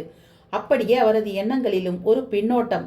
அவை பல 100 ஆண்டுக்கு முன்னாலே படையெடுப்பை ஒட்டிய ஒரு தினத்துக்குள் சென்று விட்டது. மரகதலிங்கபுரத்து மரகதலிங்கேஸ்வரர் ஆலய கதவுகள் இழுத்து மூடப்பட்டிருக்கின்றன. உள்ளே கதவின் பின்னால் கூட்டம், வெளியே திபுதிபுவென்ற புறவிகளின் பாய்ந்து ஓடும் சப்தம். அதே நேரம் கதவை திறந்து உள்ளே நுழைவும் முயன்றனர். ஐயோ, எதிரிகள் திறந்து கொண்டு உள்ளே நுழைந்து விடுவார்களோ? உள்ளே இருப்பவர்கள் முகத்தில் சொல்ல முடியாத பதற்றம். கொடிமரத்தின் கீழ் நடுங்கிய நிலையில் நின்று கொண்டிருந்தார் பிரம்மானந்த பட்டர். அவரை ஒட்டி நின்று கொண்டிருந்தார் அந்த சித்த புருஷர். நாராயண அழகனும் நின்று கொண்டிருந்தான். சித்த புருஷரை பார்த்து, இப்போது மனித ஆற்றல் தான் இந்த ஆலயத்தை காப்பாற்றி கொண்டிருக்கிறது. நான் மிகுந்த பிரயாசை எடுத்து செதுக்கிய சிற்பங்கள் சிதறக்கூடாது என்றே நானும் இங்கே உங்களோடு போராடுவதற்காக நின்று கொண்டிருக்கிறேன். இப்போதாவது புரிந்து கொள்ளுங்கள். அந்த லிங்கேசன் இருப்பது உண்மை என்றால் இந்த நொடி அவன் இங்கே வந்திருக்க வேண்டும். குறைந்தபட்சம் என்னை சபிக்கும் அளவு சக்தி இருப்பதாக கருதி கொண்டிருக்கும் உங்கள் தவசக்தியாவது இந்த எதிரிகளை விரட்டி அடிக்க வேண்டும். எங்கே பார்ப்போம். அவர்களை உங்களால் விரட்ட முடிந்தால் அப்போதே நான் கடவுள் இருப்பது உண்மை என்று ஒப்புக்கொள்கிறேன் என்று ஒரு நீண்ட கருத்தை முதிர்த்தான். அவர் முகத்திலோ கலவர புயல், கண்களில் இரத்த சிவப்பு. அண்ணாந்து வானத்தை பார்த்தார். அதே நேரம் எதிரிகளின் முயற்சி வெற்றி பெற்ற நிலையில் கோவில் கதவும் உந்தி தள்ளப்பட, தடுக்கப்பட பார்த்தவர்கள் கீழே விட திபு திபுவென்று ஒரு பெருங்கூட்டம் உள்ளே பாய்ந்து வர ஆரம்பித்தது. அத்தியாயம் 49. நாராயண அழகனின் கேள்வி ஒருபுறம், உள்ளே நுழைந்துவிட்ட படையின் தாக்கம் ஒருபுறம். அந்த சித்த புருஷர் கதிகலங்கி போனார். எல்லோரும் எதிர்க்க வரும் படை வீரர்களுடன் யுத்தம் புரிய தயாரானார்கள். பிரம்மானந்த பட்டர் ஓடி போய் பிரதான வாயில் கதவை சாத்தி தாழிட்டு விட்டு கொண்டிருந்தார். நாராயண அழகன் தினவெடுத்த தோல்வலியோடு எதிர்பட்ட வீரர்களை எல்லாம் அடித்து நொறுக்க தொடங்கியிருந்தான். சித்த புருஷரையும் சில வீரர்கள் சுற்றி வளைத்து கொண்டனர். தாடியும் மீசையுமான அவரது தோற்றம் அவர்கள் கண்களில் வேரியை தான் உருவாக்கியிருந்தது. அவரும் அவர்களை அப்படியே வெறித்து பார்த்தார். ஒரு புறம் நாராயண அழகன் படை வீரன் ஒருவனது வாளை பிடுங்கி அதை கொண்டு சண்டை போட்டு கொண்டிருந்தான். சில யானைகளும் உள்ளே நுழைந்திருந்தன. அவை பயிற்சி பெற்ற யானைகளைப் போல கற்றூன்களை தேடி தேடி சென்று முட்டி மோதி அவற்றை சாய்ப்பதில் குறியாக இருந்தன. ஒரே கூக்குரல், வாள்களின் மோதல் சத்தம். இதற்கு நடுவே அந்த சித்த புருஷர் அவர்கள் கண் எதிரில் அப்படியே காற்றில் கரைந்த கற்பூரம் போல மறைந்து போனார். ஏய், இவன் ஒரு மாயாவி போல இருக்கிறது என்ற கருத்துடன் அவரை நாலாபுறமும் தேடிச் சென்றனர் சிலர். சுற்றி சுற்றியும் பார்த்தனர். மூடிக்கொண்டு விட்ட பிரதான வாயில் கதவுக்கு அப்பால் பிரம்மானந்த பட்டர் மரகத நடராஜ உருவை கட்டி அணைத்தவாறு தப்பிக்கும் வழி தேடி ஓடிக்கொண்டிருந்தார். வெளியே நடக்கும் யுத்தத்தின் அவலம் அவர் காதுகளிலும் விழத்தான் செய்தது. இறைவா, உன்னை காக்கும் வலிமையையும் நீயே எனக்கு வழங்க வேண்டும் என்று நடராஜ விக்கிரகத்தை பற்றிய நிலையில் அவரிடம் பிரார்த்தனை வேறு. அதை கேட்டு அந்த நிலையிலும் ஒரு சிரிப்பொலி பிறந்து வந்து அவரை தாக்கியது. ஒரு பெண்ணின் சிரிப்பொலி. யார் என்று பார்த்தார். சிற்பி மகள் ஜீவா தான். ஜீவா, நீயா? நானே தான். உங்களுக்கு முன் நான் இங்கே வந்து விட்டேன்.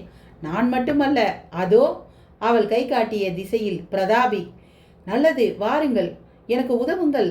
சாமியின் ஆபரண நகைகளுடன் நாம் சுரங்கப்பாதை வழியாக தப்பிக்க முயற்சிப்போம். ஏன் தப்பிக்க வேண்டும்? எதற்கு தப்பிக்க வேண்டும்? ஜீவா பதிலுக்கு கேட்ட விதம் பயங்கரமாக இருந்தது. ஜீவா, என்ன இது? இது பேசும் நேரமில்லை. அது எனக்கு தெரியும். அதே நேரம் அந்த இறைவன், அதாவது அந்த கைலாயமூர்த்தி வேடிக்கை பார்க்கும் நேரமில்லை இது. என்ன சொல்கிறாய்? நாராயண அழகனைப் போல என்னாலும் சிந்திக்காமல் இருக்க முடியவில்லை. இந்த உலகை படைத்து அதில் உன்னையும் என்னையும், ஏன் வெளியே இந்த அரிய கலை பொக்கிஷங்களை அழித்து ஒழித்து கொண்டிருப்பவர்களை படைத்த அந்த ஈசன் இப்போது இங்கு ஏன் வரவில்லை? அவர் வெறும் கல்லா? அர்ஜுனனுக்கு பாசுபதாஸ்திரமும் அழகன் முருகனுக்கு வேலாயுதமும் என்று பார்த்து பார்த்து ஆயுதமளித்த மூர்த்தி இங்கே மட்டும் எங்கே போனார்? பைத்தியம் போல உளராதே. மிலேச்சர்கள் தான் இந்த விக்கிரகங்களை வெறும் கல்லாய் பார்க்கிறார்கள் என்றால் நீயுமா? கேள்வி பிறகு பதில் கூறுங்கள். யாரை யார் காப்பாற்றுவது? நம்மை அந்த இறைவன் காப்பது அழகா, இல்லை நாம் அவரை காப்பது அழகா? எப்போது இருந்து நீயும் அந்த நாராயண அழகன் போல ஆனாய்? அவர் கேள்விகளை சிந்திக்கத் தொடங்கியதில் இருந்துதான். ஜீவா, என்ன இது? இது விவாதம் செய்யும் நேரமில்லை. நாமும் கோழை போல ஒளியாமல் பட்டருக்கு உதவுவோம். பிரதாபி வக்காலத்து வாங்கினாள்.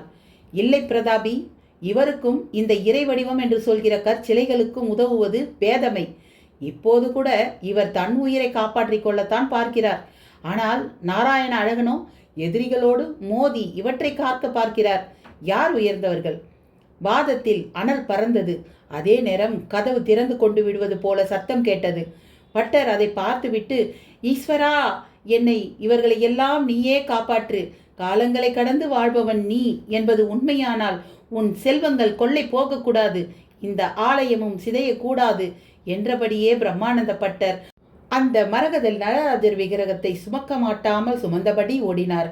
பிரதாபி ஜீவாவை வெறித்து கொண்டிருந்தாள். அருகில் திறந்தே இருந்தது மரகதாம்பிகையின் திருச்சன்னதி. அதை பார்த்த ஜீவா ஓடிச் சென்று அந்த நகைகளை களைந்து தன் சேலை முகப்பில் கட்டத் தொடங்கினாள். என்ன செய்கிறாய்? இந்த நகையோடு நாமும் தப்பிப்போம். அம்பிகையை என்ன செய்வது? கல்தானே, உடைந்து போகட்டும். ஐயோ ஜீவா, நீயா இப்படி பேசுகிறாய்? நீதானே சொன்னாய் பேச நேரமில்லை என்று. ஜீவா நகைகளோடு ஓடத் தொடங்கினாள். பிரதாபி மூலியாய் நிற்கும் அம்பிகையை பார்த்தாள். அப்படி ஒரு கோலத்தில் ஒரு நாள் ஒரு பொழுது கூட அவள் பார்த்ததில்லை. நெஞ்சை அடைத்தது. சட்டென்று உணர்ச்சி வசப்பட்டவள் அந்த விக்கிரகத்தை வாரி அணைத்து கொண்டாள். அவளுக்கு அந்த ஆலயத்தின் ஒவ்வொரு பாகமும் அத்துப்படி. அதில் ஒரு வழி வாஸ்து முறையில் ஈசானியத்தில் திறப்போடு இருந்தது. அந்த முனையில் ஒரு மேதா தட்சிணாமூர்த்தி சிலை இருந்தது. அவரை நகர்த்தினால் கீழே ஒரு சுரங்க வழி தெரியும்.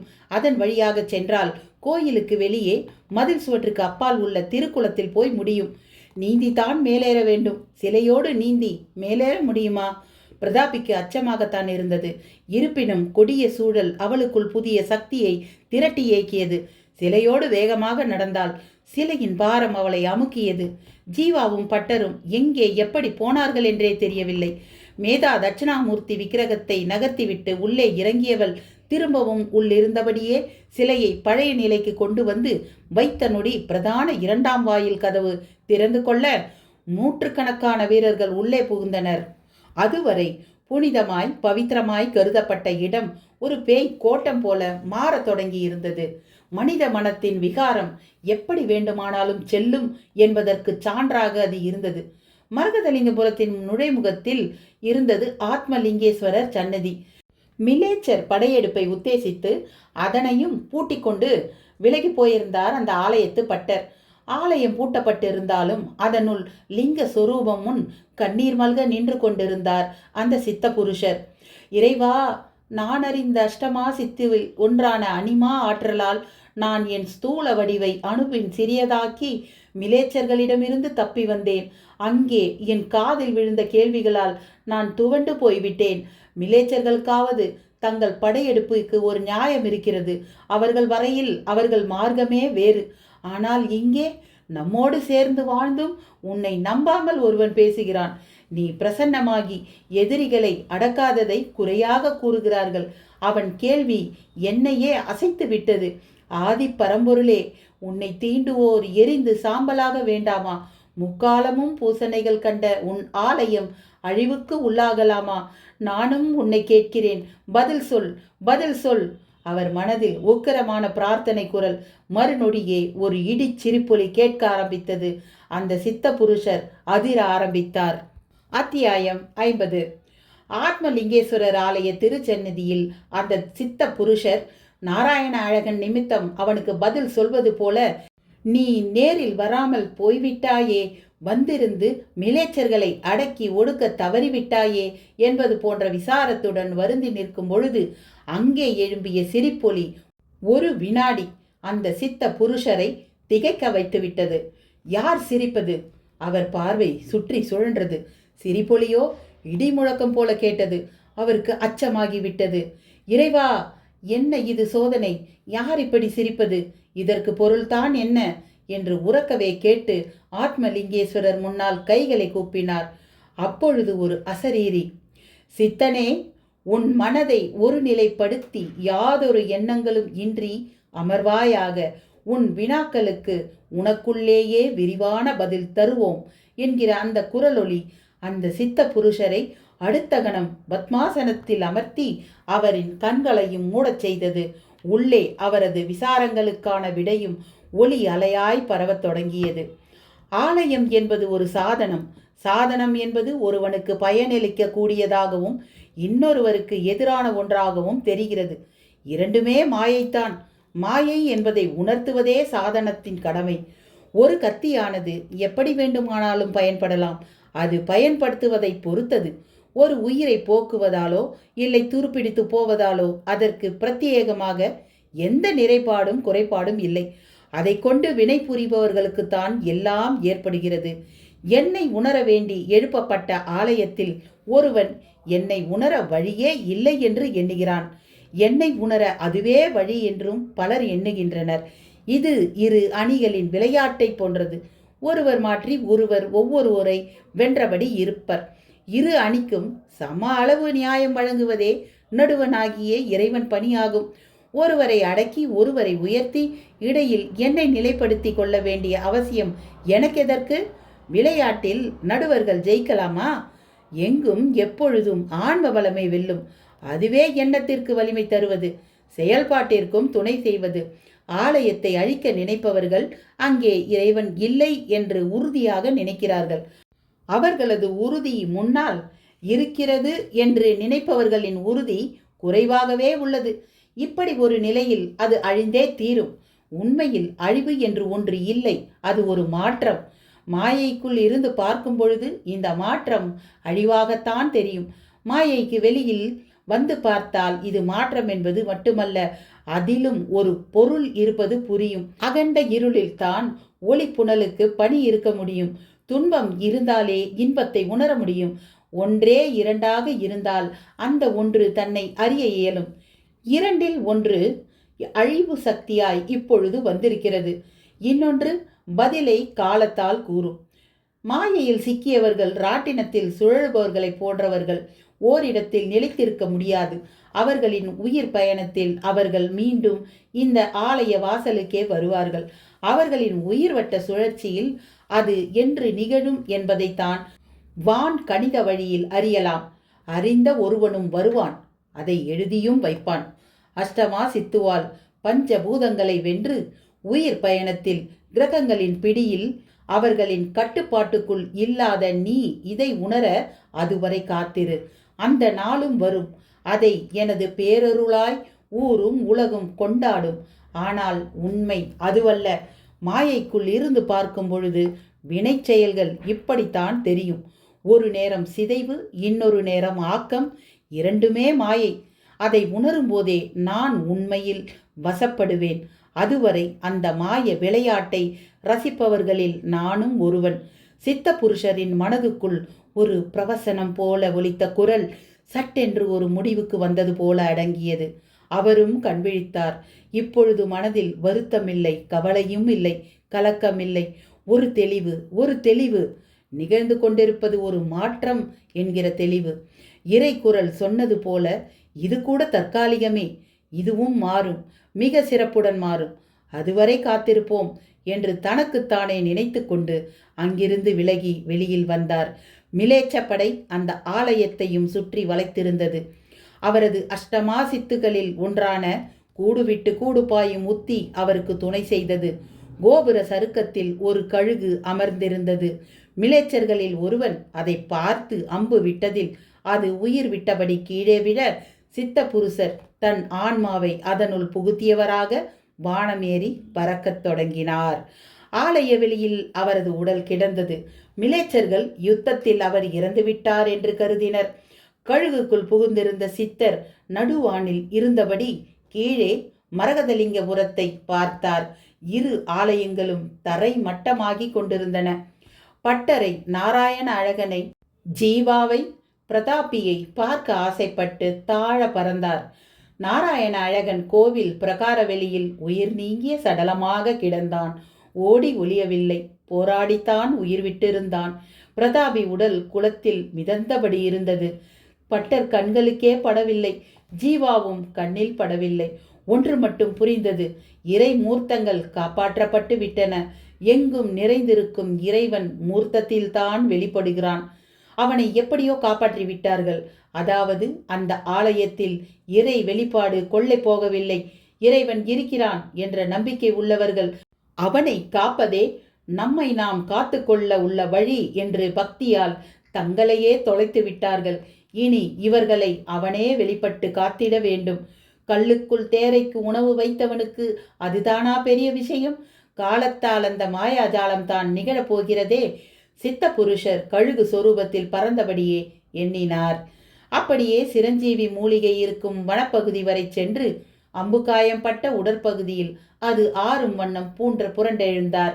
இனி அந்த தேகத்திற்கு பஞ்சபூதங்கள் உள்ளவரை நரை இல்லை, மூப்பு இல்லை. அது காலத்தை வென்று பறந்தபடியே இருக்கும். நள்ளிரவு கடந்துவிட்ட நிலை.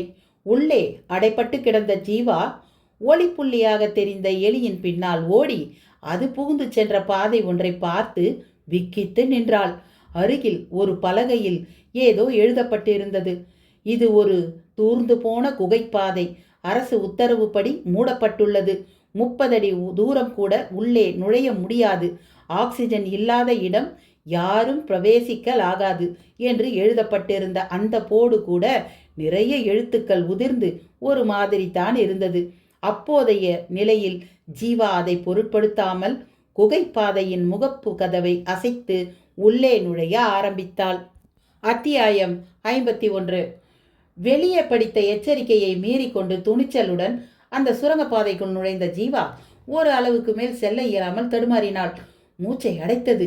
இருந்தாலும் அவளது மூர்க்க குணம் ஒரு எலியால் முடியும், என்னால் முடியாதா என்று எண்ண வைத்து உள்ளே தள்ளியது. தயாராக கொண்டு வந்திருந்த டார்ச் லைட்டின் உதவியால் இருட்டை குடைந்தாள். பாதை சரிவாக கீழே இறங்கியது. நீண்ட கருங்கல் படி வரிசை வளைவாக திரும்பிய பக்கமெல்லாம் இறங்கியது. ஒரு வினாடி.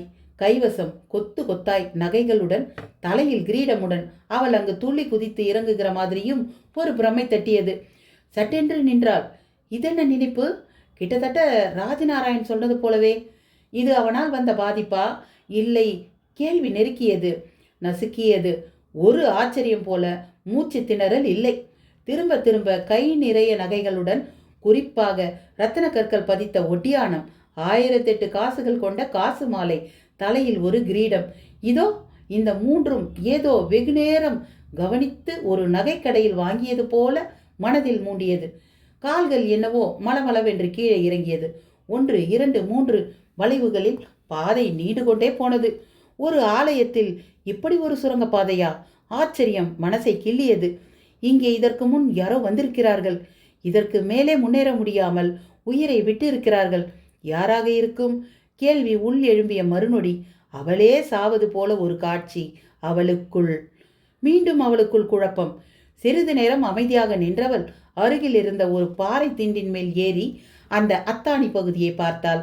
கண்ணில் மின்னல் வெட்டியது போல சில நொடிகளுக்கு முன்னால் அவள் மனக்கண்ணில் தெரிந்த ஒட்டியானம், காசு மாலை, கிரீடம் மூன்றும் மூளைக்கு ஒன்றாய் கிடந்தன. இது எப்படி சாத்தியம்? நான் இங்கே இப்போதுதானே வந்திருக்கிறேன். இப்போதுதானே இந்த பொருள்களையும் பார்க்கிறேன்.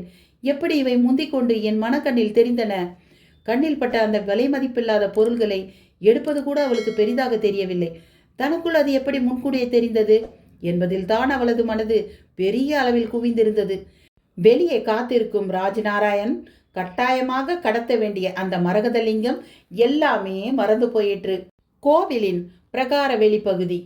மதில் சுவரின் சிதைந்த பாகம் அருகே பூஜித்த அடையாளங்கள் ஒரு புறம். அதை அப்படியே தூர்த்தால் மதிலுக்கு வெளியே போக வழி கிடைக்குமா என்கிற யூகம் ஒரு புறமாக, மதில் சுவற்றில் கை வைத்து அரசஞ்செடியையும் பிடுங்கி தூர எறிந்து அந்த இடைவெளியை பார்த்தான் ராஜநாராயண்.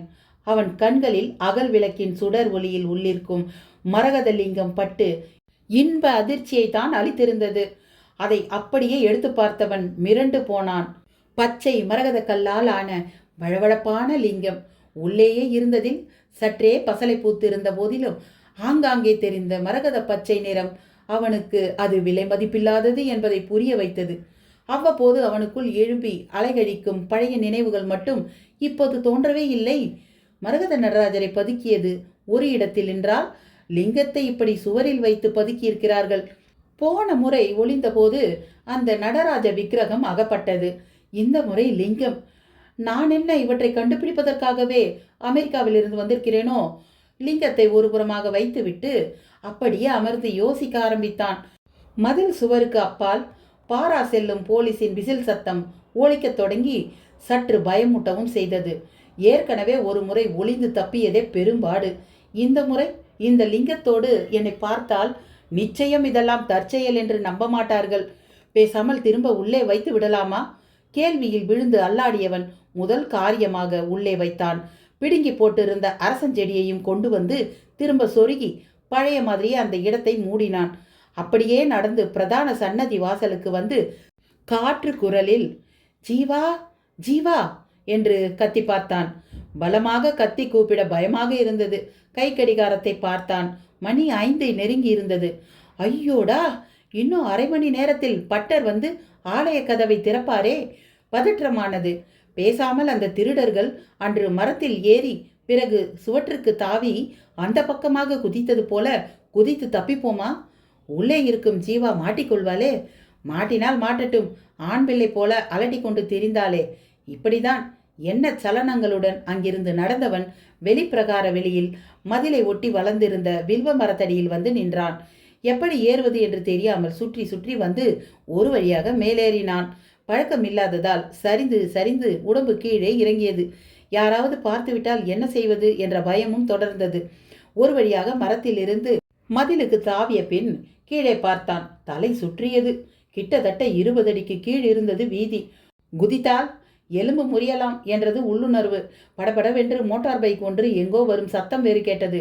அது அது இன்ஸ்பெக்டர் குமாரவேலின் மோட்டார் பைக்கே தான்.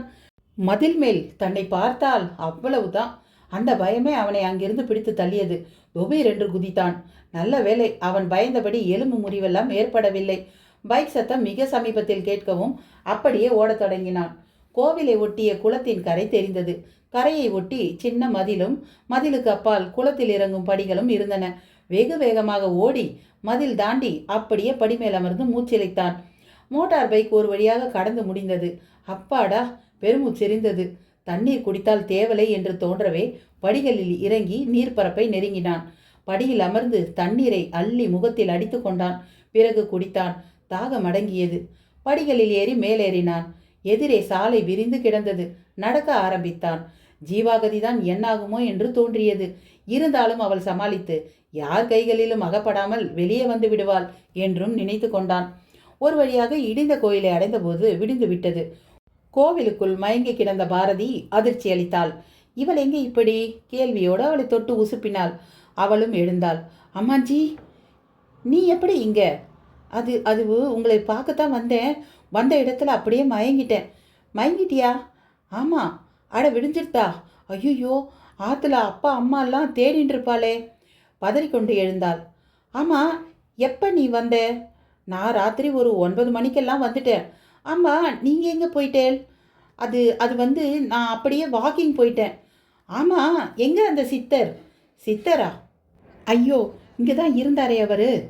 சித்தராவது புத்தராவது. சரி நகருங்க, ஆற்றுல என்ன நடந்துட்டுருக்கோ. பதைப்புடன் அங்கிருந்து ஓடினாள். வீட்டு வாசல். பஞ்சகச்சம் சரசரக்க கோவிலுக்கு கிளம்பி கொண்டிருந்த பட்டர் எதிரில் பெருமூச்செறிய வந்து நின்றாள் பாரதி. பட்டர் ஒரு அனல் பார்வை பார்த்தார். இரவு முழுக்க கண்விழித்த அந்த இரத்த சிவப்பு கண்களில், அப்பா எங்கே வந்தே? அப்பா, அப்படியே போயிடு. ஓடுகாலிக்கெல்லாம் இனி இந்த வீட்டில் இடம் இல்லை. அப்பா, என்னை மன்னிச்சிடுங்கோ. நான் அத்தானை பார்க்க போன இடத்துல மயங்கிட்ட உன்னை அவனுக்கு எடுத்துட்டான்னு அடுத்து சொல்ல போகிறேன், அப்படித்தானே? ஐயோ அப்பா, அப்படியெல்லாம் கிடையாது. எதுவும் பேசாத. நீ என் பொண்ணே கிடையாது.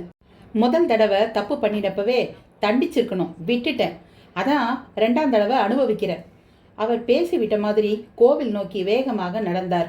அன்னபூரணியும் தங்கை சந்திரிகாவும் அந்த அதிகாலை யுத்தத்தை கண்கொட்டாமல் பார்த்தபடி வீட்டு வாசலில் நின்று கொண்டிருந்தனர். பாரதி அவர்களை பார்த்துவிட்டு, அம்மா, இந்த அப்பாவை பாருமா என்றபடி திரும்ப ஓடி வந்தாள். அன்னபூரணிக்கும் கோபம். வயசு பொண்ணுடி நீ, அப்படி என்னதான் அவன் மேலே உனக்கு அவ்வளோ மோகம்? போயிடு அப்படியே.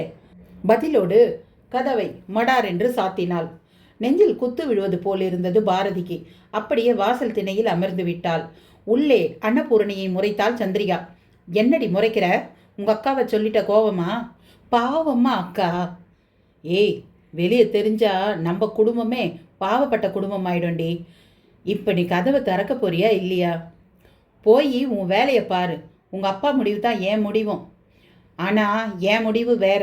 அக்காவுக்கு இடமில்லாத ஆற்றுல எனக்கும் இடம் வேணாம். சந்திரிகா வேகமாக அங்கிருந்து விலகி தாழிட்ட கதவை திறந்தாள். ஆனால் திண்ணையில் பாரதி இல்லை. எங்கே போய்விட்டாள்? அந்த வைக்கோல் படப்பை சுற்றி ஊரே திரண்டிருந்தது. தஞ்சாவூரிலிருந்து ஒரு லாரி கொள்ளாதபடி போலீஸும் எஸ்பியும் வந்திருந்தனர். பத்திரிகைக்காரர்கள், போட்டோகிராஃபர்கள் கூட வந்துவிட்டனர். குமாரவேலின் மோட்டார் பைக் ஒரு ஓரமாக நின்றபடி இருக்க இரவு நடந்ததை எஸ்பியிடம் விளக்கி கொண்டிருந்தார் அவர். சில கிரைம் பிரான்ச் சிஐடி போலீசார் அங்கு இருந்த செல் நம்பர்களை சேஸ் செய்து ட்ரை பண்ணி கொண்டிருந்தனர். குமாரவேலை நெருங்கிய ஒரு பத்திரிகைக்காரர், சார், நான் உங்களை ஒன்று கேட்கலாமா என்று ஆரம்பித்தார். நீங்கள் யார்? Chennai Times reporter sir. Chennai டைம்ஸா? இங்கே தான் ஏற்கனவே ஒரு லேடி ரிப்போர்ட்டர் இருக்காங்களே, அந்த ரிப்போர்ட்டருக்கு பகீர்ன்றது. எங்கள் பத்திரிகையில் லேடி ரிப்போர்ட்டரே கிடையாதே. அப்போ இங்கே இருக்கிற ஜீவாங்கிற லேடி? ஜீவாவா? எஸ், அவங்க பேர் அதுதான். இப்போ கூட இங்கே தானே இருந்தாங்க. சாரி சார், அவங்கக்கிட்டேயே அவங்க எந்த பத்திரிகைன்னு நல்லா கேளுங்க. கேட்குறேன். குமாரவேல் சொல்லி முடிக்க கோவில் பட்டரின் உதவியாளனாக இருக்கும் ராஜாமணி மூச்சிறைக்க ஓடி வந்தபடி இருந்தான். Something wrong. அவர் எதுக்கு ஓடி வரார்? எஸ்பி கேட்க ராஜாமணியை எதிர்கொள்ள தயாரானார் குமாரவேல். சார் சார், கோவிலில் அம்பாள் சன்னதி திறந்திருக்கு. அதே நேரம் அம்பாள் மேலே புதுசு புதுசாக நகைகள், எல்லாம் அந்த காலத்து நகைங்க. என்ன சாமி சொல்கிறீங்க? வாங்க வாங்க, வந்து பாருங்க, தெரியும் உங்களுக்கே.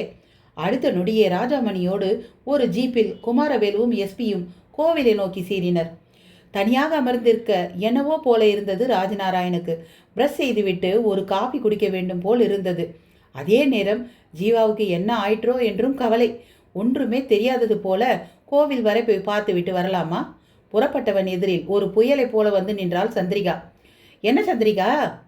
அம்மஞ்சி, அக்கா இங்கே வந்தாளா? இல்லையே, அவ உங்காத்துக்கு தானே போனா.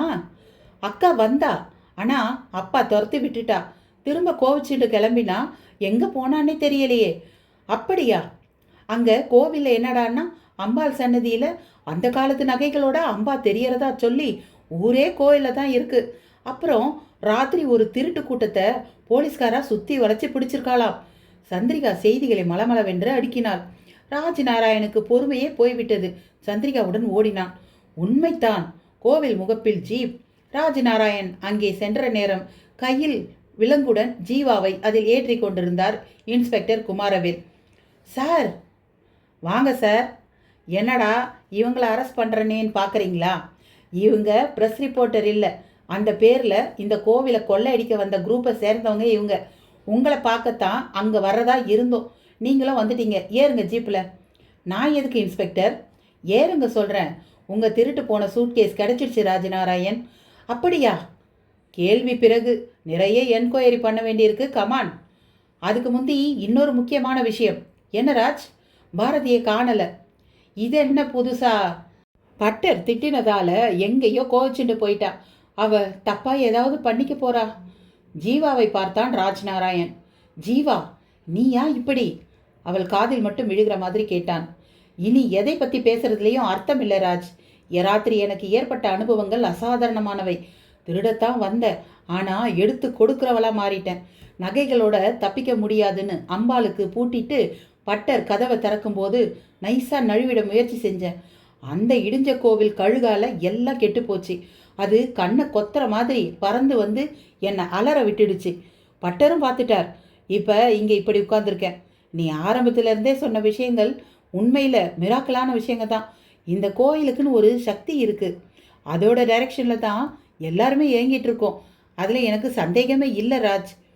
ஜீவாவின் விளக்கம் ராஜநாராயணை அப்படியே கட்டி போட்டது. இரவில் தனக்கு ஏற்பட்ட அனுபவங்களை மறைப்பது ஏனோ நியாயமாக படவில்லை.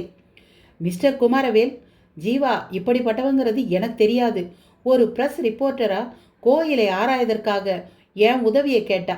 ராத்திரி நானும் இவ கூட இங்கே ஒளிஞ்சிருந்தேன். ஆனால் இவ ஒரு இடத்துலையும் நான் ஒரு இடத்துலையுமா இந்த கோவிலில் இருந்தோம். எப்படியாவது வெளியே போயிடணும்னு எனக்குள்ள ஒரு ஏர்ஜ் ஏற்பட்டது. கோவிலை சுற்றி வந்தேன். அப்போ என் கண்ணில் இன்னொரு அதிசயமான விஷயமும் பட்டது. மை காட், என்ன அது? வாங்க நேரிலேயே காட்டுறேன். ராஜ்நாராயண் அந்த அரசஞ்செடி முளைவிட்டிருந்த ஈசான்ய மூளை நோக்கி நடந்தான். அரசஞ்செடியை பிடுங்கி எறிந்துவிட்டு உள்ளே கையை விட்டு அந்த மரகத லிங்கத்தை வெளியே எடுத்து காண்பித்தான். அடுத்த நொடி ஹரஹர மகாதேவா என்று உணர்ச்சி மிகுந்த கோஷம். நம்ப முடியாமல் குமாரவேலை பார்த்தார் எஸ்பி. என்னையா ஒன்றுன்னா வெளியே வந்துக்கிட்டு இருக்கு? இன்னும் ஏதாச்சும் பாக்கி இருக்கா? இருக்கும் சார். அம்பாளுக்கும் மரகத கல்லில் ஒரு விக்கிரகம் இருக்குது. அதுவும் கிடைச்சிட்டா இந்த கோவிலை பற்றி தீட்சிதர் சாமி சொன்ன எல்லாமே நடந்து முடிஞ்ச மாதிரி தான். ஆமாம், அவர் எங்க? அவரை காணோமே. சார், இந்த கலேபரத்தில் பாரதியை மறந்துட்டீங்களே. ராஜநாராயண் ஞாபகப்படுத்த பட்டரும் அங்கு வர, என்ன பட்டரே நீங்கள் தொட்டு தொட்டு நல்லது நடக்கிற இந்த நேரத்தில் உங்கள் மகக்கிட்ட சண்டை போட்டு எங்கேயோ போகும்படி பண்ணிட்டீங்களே. எங்கே போயிட்டா பாரதி? எனக்கு எதுவுமே தெரியாதே இன்ஸ்பெக்டர். காணாம போனதே தெரியாதா? சரிதான். குமாரவேல் சில போலீஸ்காரர்களை அழைத்து காதுகளில் கிசுகிசுத்து ஜீவா அமர்ந்திருந்த ஜீப்பில் ஏறிக்கொண்டு சீறினார். குளத்தில் சுற்றி கூட்டம். ஒருவருக்கு 10 பேர் குளத்தில் மூழ்கி எழுந்து கொண்டிருந்தனர். கரையில் அன்னபூரணியும் சந்திரிகாவும் நின்று கொண்டிருக்க ராஜநாராயணும் பட்டரும் எதிர் சாரியில். பட்டர் புலம்பிக் கொண்டே இருந்தார். நடுவே நான் அவசரப்பட்டுட்டேன். கோவில்ல சுவாமி கைங்கரியம் பண்ணியும் எனக்கு நல்ல புத்தி இல்லாமல் போயிடுத்து. என் குழந்தைய நான் சொல்லக்கூடாததெல்லாம் சொல்லிட்டேன். திடீரென மூழ்கி தேடும் போலீஸ்காரர்களில் ஒருவர், சார் இங்கே ஒரு சிலை மாதிரி ஒன்று கிடக்கு என்று அலறினார். அடுத்து 30-40 நொடிகளுக்கு பிறகு நீர்பரப்புக்கு மேலே வந்தபோது சிலரது கரத்தில் அம்பாள் விக்கிரகம். பட்டர் மலங்க மலங்க பார்க்க தொடர்ச்சியாக அடுத்து சலசலப்பு. சாமி, பாரதி இந்த குளத்துல விழுந்து செத்துருக்கலாம்னு நாம நினைச்சது தப்பு. அவ நம்ம தீட்சிதர் வீட்டுக்கு போயிருந்திருக்கா. அதோ பாருங்க. தீட்சிதரும் பாரதியும் தெரிந்தனர். ராஜ்நாராயணுக்கு அவளை பார்த்த பிறகே அப்பாடா என்று ஆனது. ஒரே பரபரப்பு, சலசலப்பு. அம்பாள் விக்கிரகத்தை தொட்டு கண்ணில் ஒற்றிக்கொள்ள ஒரு கூட்டமே முண்டியடித்த போது ராஜ்நாராயணுக்கு சிரிப்பு வந்துவிட்டது. அந்த பரபரப்புக்கு நடுவிலும் தீட்சிதர் அவனை நெருங்கி ராஜா என்றார் இதமான குரலில். வாரும் சாமி, ஓவர் நைட் என்னென்னவோ நடந்துருது. 1க்கு 2 விக்கிரகம் கிடச்சி, நகைகளும் கிடச்சிருக்கு. எனக்கே இது ஆச்சரியமாக தான் இருக்கு. நீங்கள் என்ன சொல்ல போறேள் கேட்டான். அவன் டைரக்டர், நாம் நடிக்கிறோம், வேற என்னத்தை சொல்ல? இல்லை, இதுக்கும் எதனா இட்டு கட்டி சொல்லுவேலே. இனி சொல்ல என்ன இருக்கு? அதான் நடந்து முடிஞ்சிடுத்த. ஒன்று மட்டும் நான் ஒத்துக்கிறேன், கூட்டி கழிச்சா பயங்கர இன்ட்ரெஸ்டாக நிறைய விஷயம் நடந்திருக்கு. பை இன்னொரு விஷயம், என் சூட்கேஸ் கிடச்சிட்டான். இனி நான் ஊருக்கு போகிறத யாராலையும் தடுக்க முடியாது. வாஸ்தவம் தான். பாரதியும் கூட்டிண்டு கிளம்பினா யார் தடுக்க முடியும்? அவளை கூட்டிண்டா நான் நாத்திகம் சுவாமி, சரிப்பட்டு வராது. இதை அவளல்லவா சொல்லணும். டாக்ஸி டிக்கியில் சூட்கேஸை பூட்டிவிட்டு காரில் ஏறும் முன் எல்லோரையும் பார்த்தான் ராஜ்நாராயண். பாரதி கண்கலங்க வாசல் கதவு பின்னால் நின்று கொண்டிருந்தாள். அவளை நெருங்கியவன், பாரதி அழாத, உனக்கு நான் பொருந்த மாட்டேன். உன் நம்பிக்கை வேற, என் நம்பிக்கை வேற. கருத்து வேறுபட்டாலே நாம் முட்டி மோதிக்கிற ஒரு வாழ்க்கை நமக்கு வேண்டாம். மனசார நீ இந்த கடவுள் சிந்தனைகளை ஒத்துக்கிட்டு என் கூட சேர முடியும்னு எப்போ நினைக்கிறியோ அப்போ எனக்கு லெட்டர் போடு, வந்து கூட்டிட்டு போகிறேன். அழாதே, நான் சொன்னதை யோசி, கிளம்புறேன் என்று டாக்ஸியில் ஏறினான். தீட்சிதர், பட்டர் என்று எல்லோரும் கையசைத்து விடை கொடுத்தனர். அவன் கார் மறைந்து விட்டது. பட்டர் பெருமூச்சுடன் தீட்சிதரை பார்த்தார். இவ்வளவு நடந்திருக்கு, துளி கூட அவன் மாறலையே, நான் என்னத்தை பண்ணுவேன்? வருந்தி கசிந்தார். சாபத்துக்கு அவ்வளவு சக்தி வைத்தி? சாபமா? ஆமாம், உனக்கு நான் அப்புறமா சொல்கிறேன். இப்போ கிளம்புறேன். இடிஞ்ச கோவிலை புதுப்பிக்கிற வேலைக்காக இன்ஸ்பெக்டர் குமாரவேலே சில உபாயதாரர்களை அனுப்புறதா சொல்லியிருந்தார். அவளை பிடிச்சி வேலையை ஆரம்பிக்கணும். தீட்சிதர் கிளம்பினார். இடிந்த கோவில் கோபுர சருக்கத்தில் கழுகு. அதை பார்த்தபடியே எப்போதும் போல, ஆனால் சொல்ல முடியாத அளவு உற்சாகத்துடன் நுழைந்த தீட்சிதர் கருவறையை நோக்கி வேகமாக சென்று கைகளை கூப்பிக்கொண்டு நின்றார். ஓம் நம சிவாய, ஓம் நம சிவாய என்கிற அந்த பஞ்சாட்சர உச்சாடனம் அவர் காதிலும் ஒலிக்கத் தொடங்கியது. சுவாமிகளண்ட ஒன்று கேட்கணும். அவர் கருவறையை பார்த்து பேச அந்த பஞ்சாட்சர உச்சாடனம் நின்றது. அந்த நாராயண அழகங்கிற அந்த ராஜ்நாராயண் ஒரு நாத்திகனா இருக்கிறது கூட எனக்கு பெரிய வருத்தமாக படலை. ஏன்னா அது ஒரு நிலைப்பாடு. ஆனால் அது அந்த பொண்ணுக்கு பாரதியை பாதிக்கிற அளவு இருக்கிறத தான் சகிச்சிக்க முடியல. சாபம் கொடுத்த நீங்களே விமோசனத்துக்கும் வழி காட்டணும். தீட்சிதர் உருக்கமாக பேசி முடித்தார். கவலை வேண்டாம், அவன் காதலுக்காக தன்னையே மாத்திப்பான். இனி எப்பவும் அந்த சிவனை ரகசியமாத்தான் நினைப்பா. சிவத்தை நினைக்கிறதா பெருசு, சிறுமைகள் இல்லாம வாழறது தானே பெருசு. பதில் தீட்சிதரின் பொட்டில் அரைந்த மாதிரி ஒலித்தது. ஒரு நெக்குறுகலான ஸ்தம்பிப்பு அவரிடம். அந்த ஓம் நமச்சிவாயே என்னும் பஞ்சாட்சர உச்சாடனம் திரும்பவும் தொடர ஆரம்பித்தது.